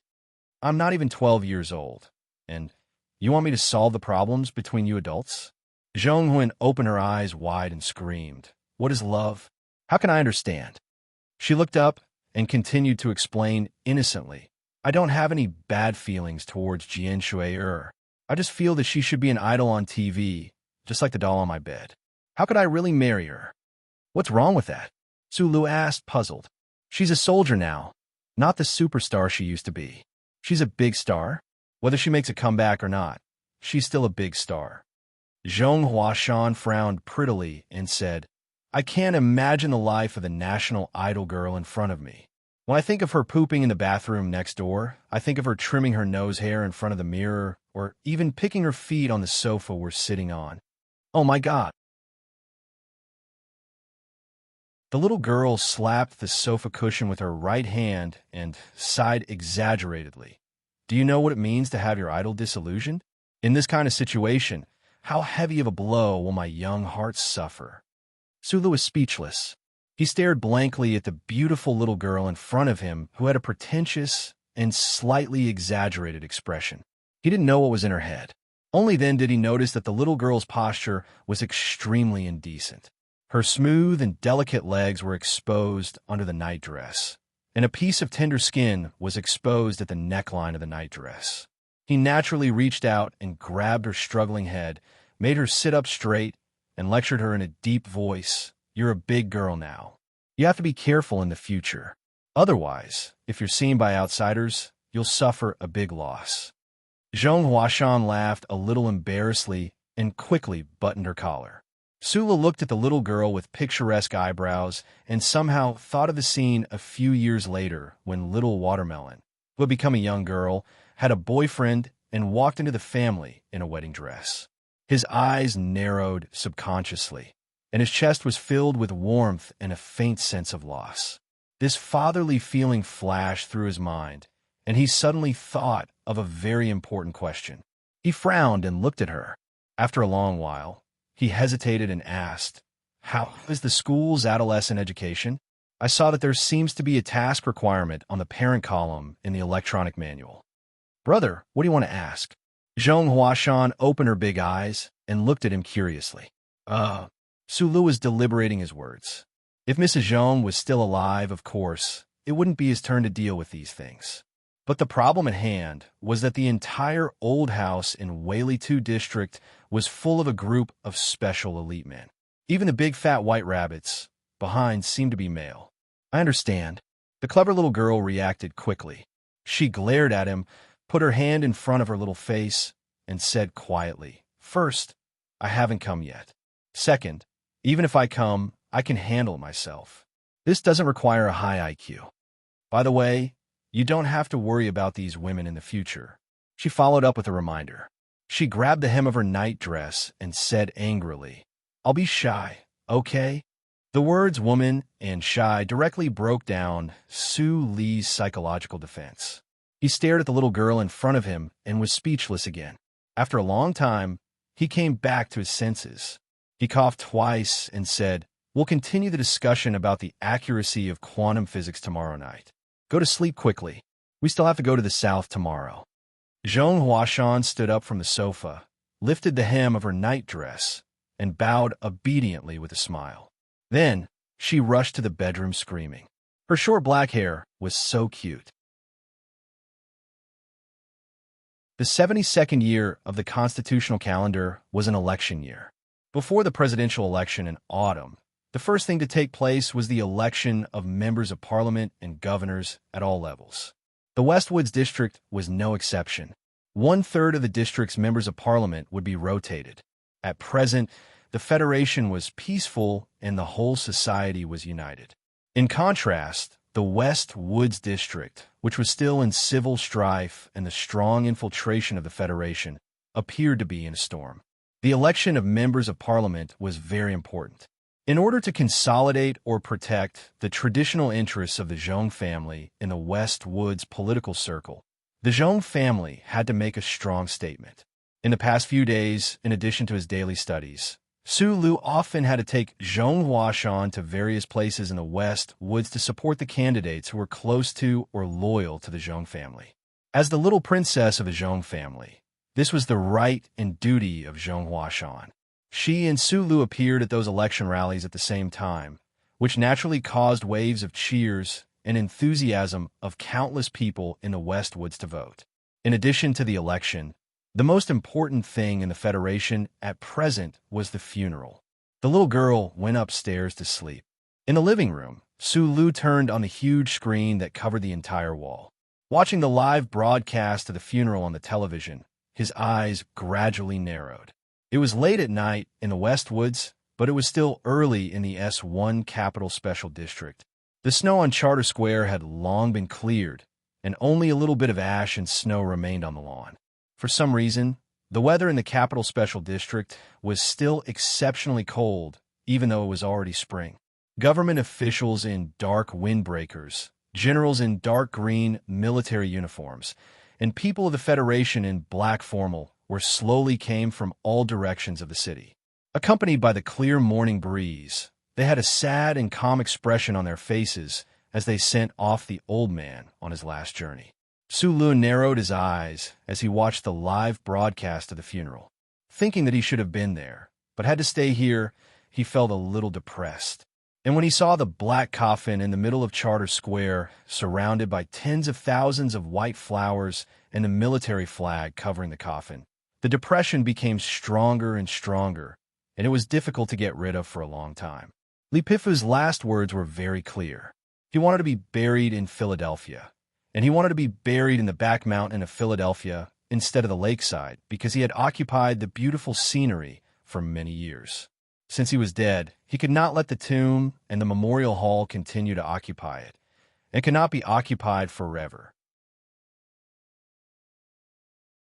But the funeral had to be held in the Capital Special District, which meant that the body of the old man in the coffin had to bear 2 long trips, which was why Su Lu was so comfortable. In the slow-moving camera, it was all black and white. Hundreds of thousands of people stood in silence in Charter Square, listening to President Pabre read the eulogy in a low voice. In the mournful music of Xiao Mu, pigeons flew by. These pigeons were not the pigeons in Charter Square that were too fat to fly because they were fed by tourists, but they came from the Far East, so they flew very fast and firmly.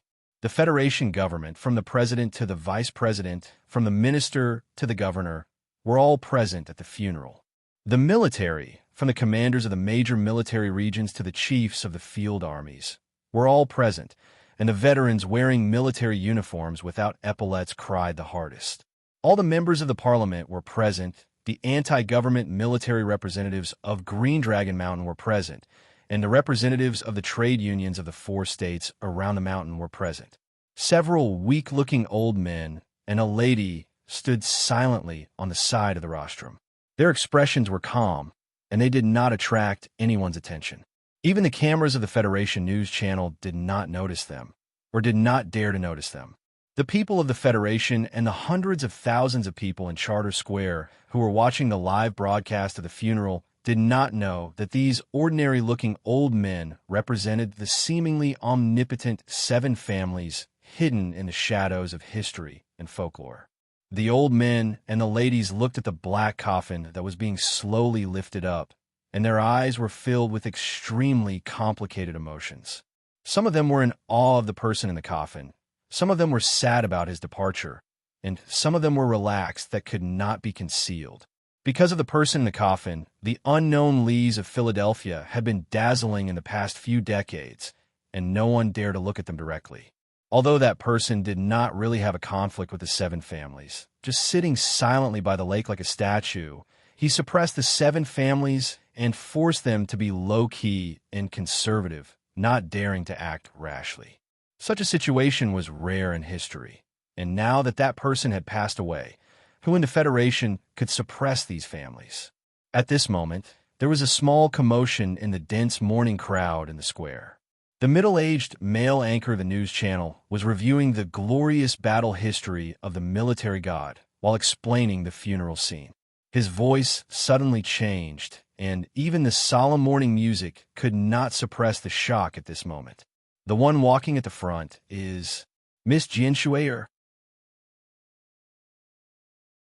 The middle-aged male anchor, the people in the square, and the hundreds of millions of viewers in front of the TV all looked at the girl walking at the front of the group of family members, and all fell into shock at the same time. Jianshu, dressed in black, was holding the black and white portrait of the military god in her arms, and General Li Feng and General Li Jiedu were standing beside her. Her perfect face, which had fascinated the people of the Federation for many years, was filled with endless sadness.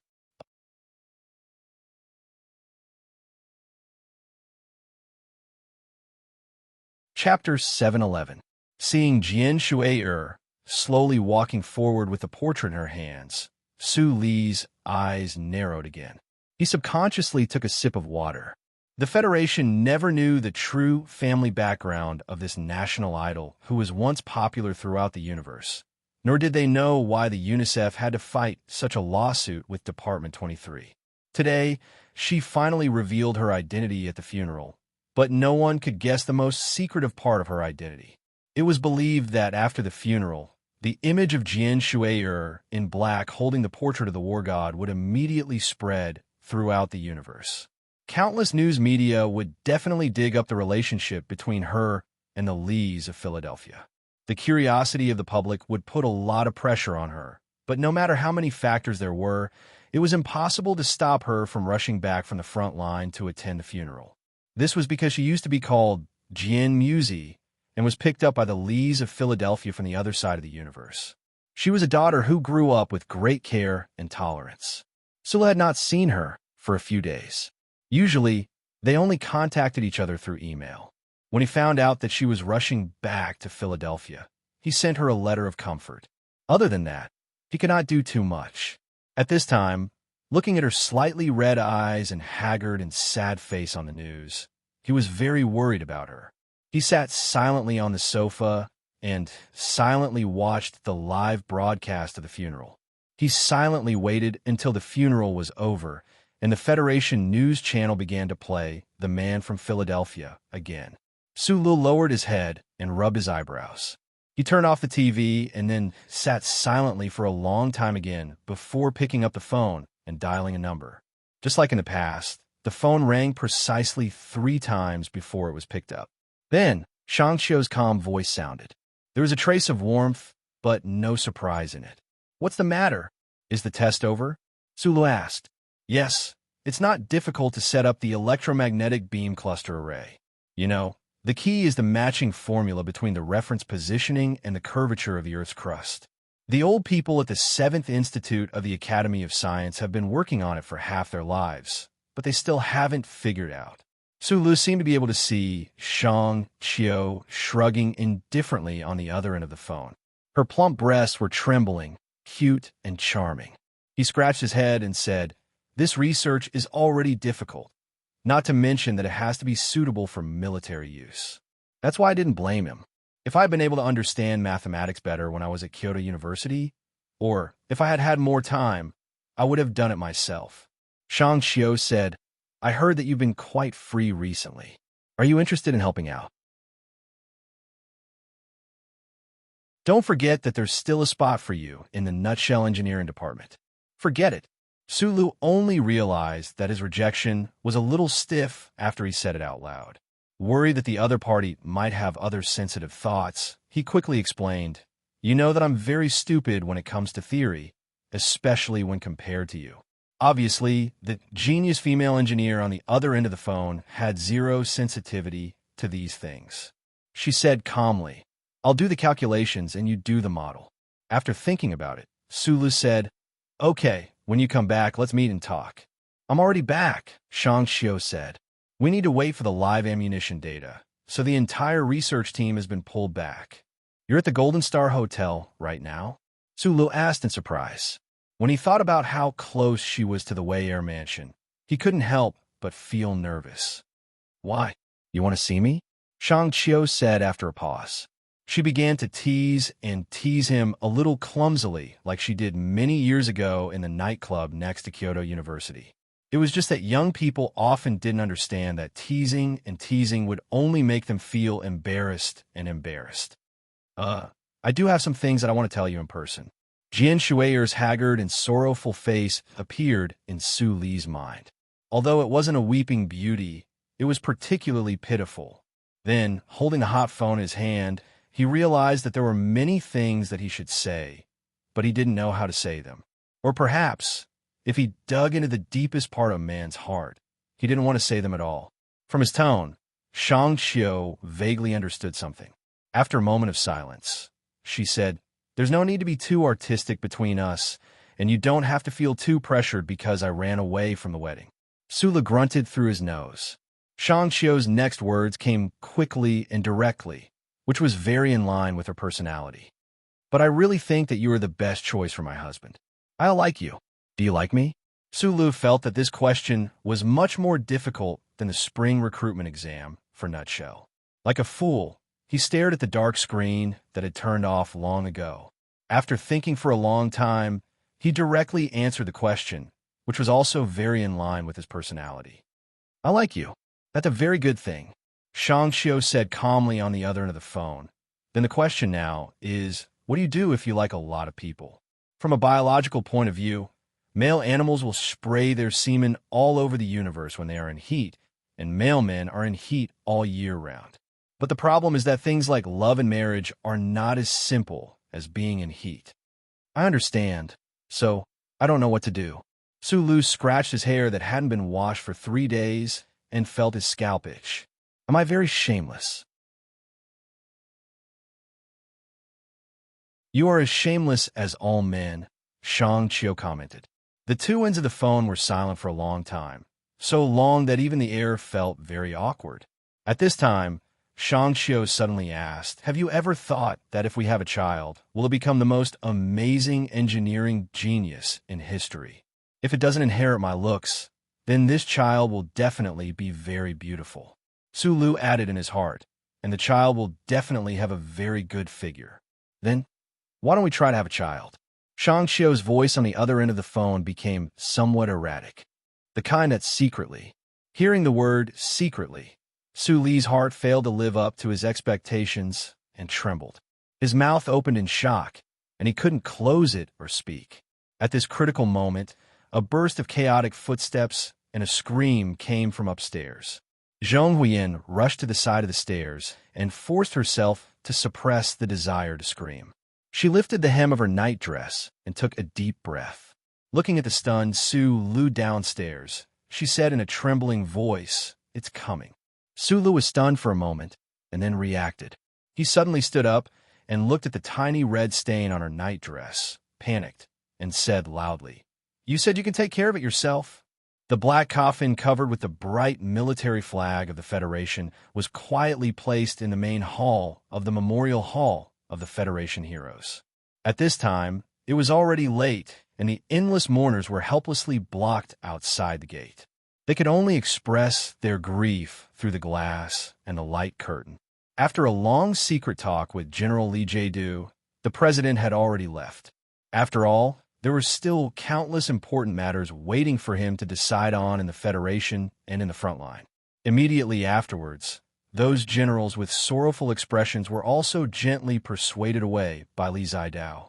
These old generals who had followed the war god Li Zidao to the north and south in the past were already old, and it was very difficult for them to endure for a long period of time while grieving. In the quiet night, the Lees of Philadelphia guarded the coffin of the old man. Although it was called the Lees, in fact, there were only 3 people. As the night gradually deepened, Jian Shu, who was attacked by grief and fatigue, finally couldn't take it anymore. She leaned against the pillar and fell asleep. Li Jiedu looked at the logistics officer who covered the girl with a green military blanket and waved his hand to call Li Feng over. "Send your aunt to the room next door to rest. Also, tell the Ministry of National Defense not to let the reporters disturb her for the next few days." General Li Jiedu gently asked the staff to go to rest. Then he walked to the side doors on both sides and gently closed them.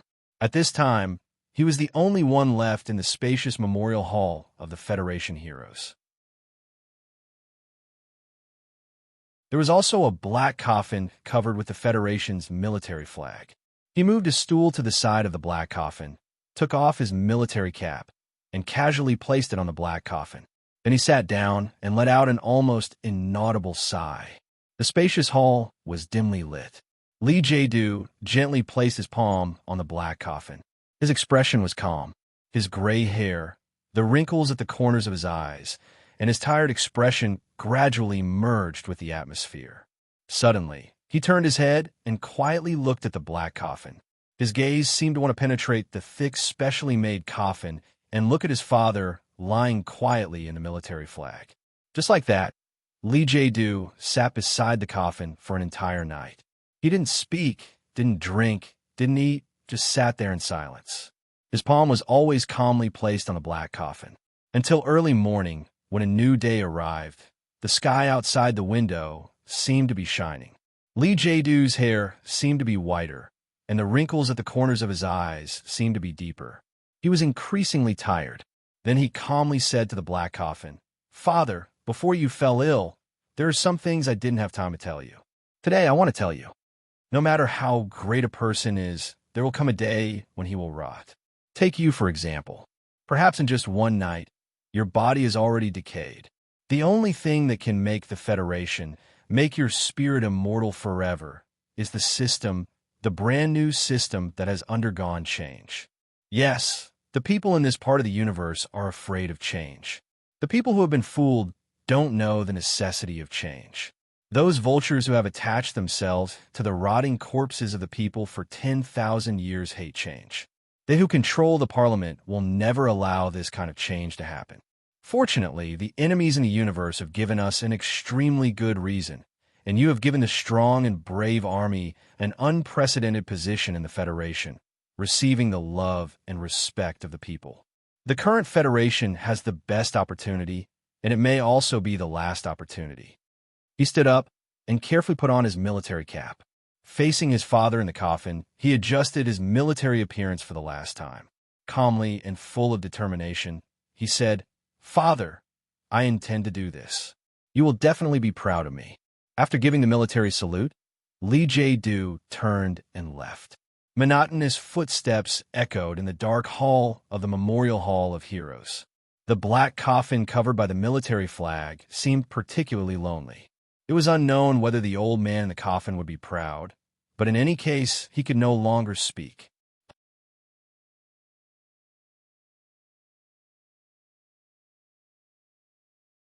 Chapter 712. As the son of the Federation's god of war, Lee Jae-do began to bear the glory and pressure of his family the moment he was born. As Lee Pifu went from being the Federation's war hero to the commander who defeated the 17th Division and then became the Federation's god of war, the glory and pressure he bore increased day by day. However, it was very regrettable that he had never been able to display the ability to match this glory and pressure on the battlefield. If it was another second-generation figure, under the pressure of this completely maddening sense of loss, perhaps they would have given up on themselves and even become crazy and indulgent. However, Lee Jae-do didn't. He very calmly accepted reality. After becoming a civilian, he started out as an ordinary instructor in the 1st Military Academy. Relying on his outstanding knowledge and excellent qualities, he gradually became an associate professor, professor, dean, vice dean, and dean. Other than a very short period of military assignment, Lee Jae-do's military career was basically spent in the 1st Military Academy. Thinking about it carefully, today, countless young officers in the federal forces had received his teachings. General Lee Jae-do was extremely low-key. This was the common understanding of the Federation's political and military circles. However, being low-key didn't mean that he was incompetent. There was one point that was very worth pondering. Those military bigwigs who came and went from the Lees of Philadelphia when he was young, none of them dared to look down on him. They were used to communicating with him with an equal attitude. This was related to his family background, but it was also because these military bigwigs of the previous generation, who were gradually fading from the stage of history, had long discovered that the marshal seemed to have never doubted his son's excellence and character. This kind of trust between a strict father and a young son was very rare. It was even shocking and thought-provoking. There were 2 military bigwigs in the federal military who were known for their gentleness and elegance. One was Minister of Defense Zhou Engxing, and the other was Lee Jae-do, who was about to officially take over the position of chairman of the Joint Chiefs of Staff of the Federation. In a certain historical trajectory, the Federal Army, which was rapidly growing stronger with the war and gradually showing its autonomous will, should have entered the next era smoothly and gently under the control of the 2 big shots with scholarly demeanor. But now, it seemed that the reality was not so. The next day, the black coffin covered with military flags was transported back to Philadelphia by a special plane. Surprisingly, Lee Jae-do did not go back. Instead, he took a special car to the Army Conference Center in the northern part of the capital special district. The gendarme at the iron gate raised his gun to his chest and saluted the general. The general smiled warmly and stepped in, walking along the quiet and deep corridor of the conference center. He didn't sleep. He had been sitting beside the coffin all night, but there wasn't a trace of fatigue on his face. His dark green military uniform was straighter than ever, and as he walked forward, his footsteps became straighter and straighter. At this moment, he was like a man who had been carrying a mountain of millions of tons on his shoulders for many years, and suddenly relieved all the weight and began to walk forward with confidence. He was also like a weak man who had been silently standing beside his father for many years, and suddenly grew up overnight. In front of the tightly closed door of the conference room, Lee Jae-do gently pushed the door open. Seeing the familiar faces, he couldn't help but smile slightly. There were 7 people sitting in the spacious conference room, and any one of these 7 people was enough to affect the overall situation of the Federation in some way. The acting director of the Bureau of Proclamation, Chui Jadong, stood up, held his hand, and said softly and sincerely, "My condolences." The deputy commander of the 2nd Military Region also stood up and saluted with a bang. Everyone in the conference room stood up, and the last one was the fat old man who sat in the middle of the room. He slowly stood up, held Lee Jae-do's hand tightly, and said in a deep voice, "Please take care of yourself. Just as my father once said, for the sake of the Federation, we should exercise our bodies and strive for more years of healthy work." Lee Jae-do held his hand and said, "Mr. Vice President, I will always remember these words." These important figures in the conference room rarely had the opportunity to gather together. Over the years, under the name of that organization, they had only gathered in a hurry 2 or 3 times. Most of the time, they communicated with each other through their most loyal subordinates, meeting in person in some inconspicuous place. Time was very precious for these important figures. After expressing their most sincere condolences and sympathy to the old man who had just finished his funeral, they immediately got to the main topic. According to the 5-year plan, we have been trying to influence the 3rd-level elections in the parliament, but the current situation is not very good. Those families and political factions have too much control over the parliament, and their power in the media is also quite shocking. Therefore, the candidates we have proposed have only made progress in the state and district-level elections for the time being, and we have not been able to infiltrate the parliament at the management committee level. The important figure of the Federation Election Committee said in a deep voice, "Everyone, it seems that we need more patience to start from the seats in the parliament. The problem now is that those families seem to be vigilant, and we don't have enough time. Even if those old families are vigilant with their arrogance, they will still not make a strong reaction, just like the situation in the West Woods and this investigation." Someone frowned and retorted, "Regarding that case, the Department of National Defense has been under pressure, and the Department of Justice probably won't be able to hold on for long. This is what I am most concerned about. It seems that Colonel Su Lu has already given up on investigating this case. What else do we need to worry about?" The important figure of the election committee subconsciously glanced at the quiet General Lee Jae-do. Lee Jae-do did not speak, but picked up the teacup in front of him and took a sip. The investigation by the Department of National Defense is not dangerous, but there is one thing I have to tell you. The archives of the association was invaded the day before yesterday, and it seems that someone is very interested in the things inside, Chui Jadong suddenly said. "Who?" "The suspect now is Shi Qinghai, a spy from Green Dragon Mountain. He is very professional and did not leave any traces. If it were not for the GPS of the central computer chip, I would not have any evidence." Chui Jadong rubbed between his eyebrows and said tiredly, "I don't know how much this person knows and who he is working for. The 4 branches of the anti-government army in Green Dragon Mountain are now in a state of disunity.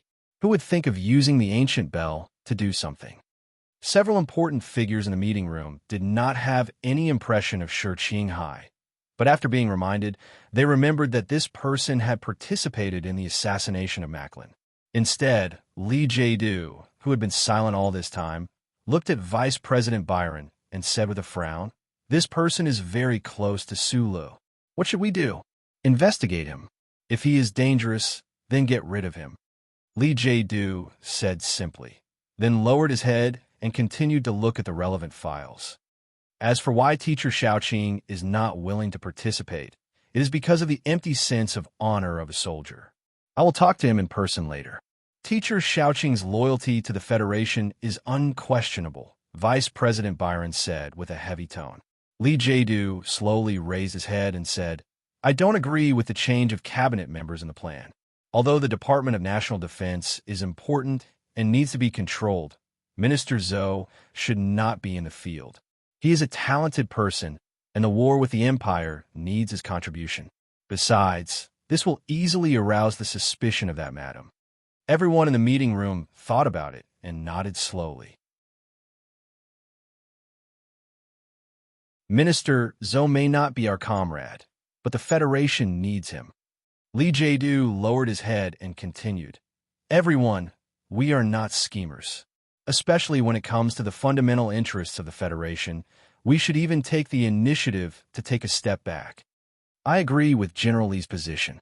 Vice President Byron held the table with both hands and stood up with some difficulty.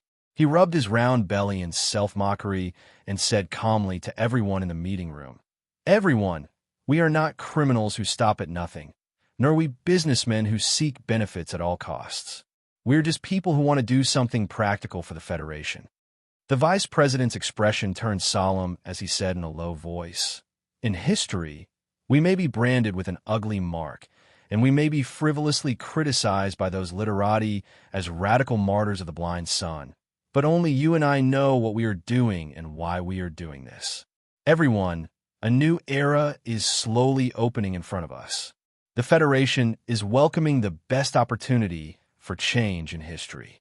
What we need to do is to seize this opportunity for the Federation and not waver. Vice President Byron continued calmly, and we do not need to waver. Right now, some people are saying that we need to be vigilant against the dark forces in the Federation government. Some people say that the so-called young and strong faction or radical faction has appeared in the army. In fact, these are all wrong. We are the Federation. We are the army. We represent the righteous tide of history. We are about to welcome a great victory for the common people. Westwood's Sunset State, Old Mansion in Whaley 2 District. Zhong Huiyin, who was experiencing her first menstrual period, had completely lost the calmness that she had boasted about before. She curled up in a corner of the sofa with a thick blanket over her body. Because of the pain in her lower abdomen, her face was pale and pitiful. Only now did she know that she could not rely on books, knowledge, and intelligence to deal with every obstacle in life. The little girl was very flustered, and Sulu, who had the thickest nerves in the universe, was not very calm either. Fortunately, Shang Xiao, who was on the phone at that time, heard the scream and then came to the old mansion of the Zhong family as quickly as possible under his pleading. At this time, Shang Xiao was busy in the kitchen. According to the professional habits of an engineer, she used a measuring cup to accurately cook the brown sugar water and used a caliper in her eyes to calculate the size of the female products the little girl needed. She arranged everything in a very orderly manner. After everything was settled, Su Lu carried Zhong Huiyin into the bedroom. The little girl, who was in pain and helplessness, held his hand tightly and refused to let go. She asked to tell the latest joke. Shang Xiao leaned against the door and carefully read the drug description under the corridor light. She listened to the man with small eyes clumsily tell the cold joke that even she could not bear to listen to. She could not help but smile slightly. Brother, help me rub my stomach. Zhong Huiyin blinked weakly and looked at Su Lu. Su Lu put his hand into the warm quilt and gently rubbed the little girl's cold lower abdomen. After a while, he felt a warm body leaning against his back. The little girl cutely frowned and fell asleep. It seemed that in her dream, she blamed the unfairness of the Creator and the clumsiness of her brother. Isn't it a little too early? The bed in the little princess bedroom of the Zhong family was very large. Sulu leaned against the bed and looked at Zhong Huiyin's slightly pale face. He said worriedly, and I just found out that the first period can also hurt. It's normal at the age of 11 or 12. You don't have to worry too much. Shang Qiu, who was lying comfortably in his arms, yawned. After tossing and turning in the middle of the night, the two people fell asleep in a daze. The little girl in the quilt beside him twisted her body uneasily. In her dream, she subconsciously looked for Sue Lee's hand, then held it and refused to let go. On a certain day, in the 72nd year of the constitutional calendar, there were probably many little girls like Zheng Huoyin who grew up overnight. There were also many people who gradually decayed under the yellow soil. Some people thought that they grew up overnight, but who knew whether they were decaying or not? You're tuning in to the Warrior Lore YouTube channel. Don't forget to subscribe and join us on this journey to catch the most captivating stories.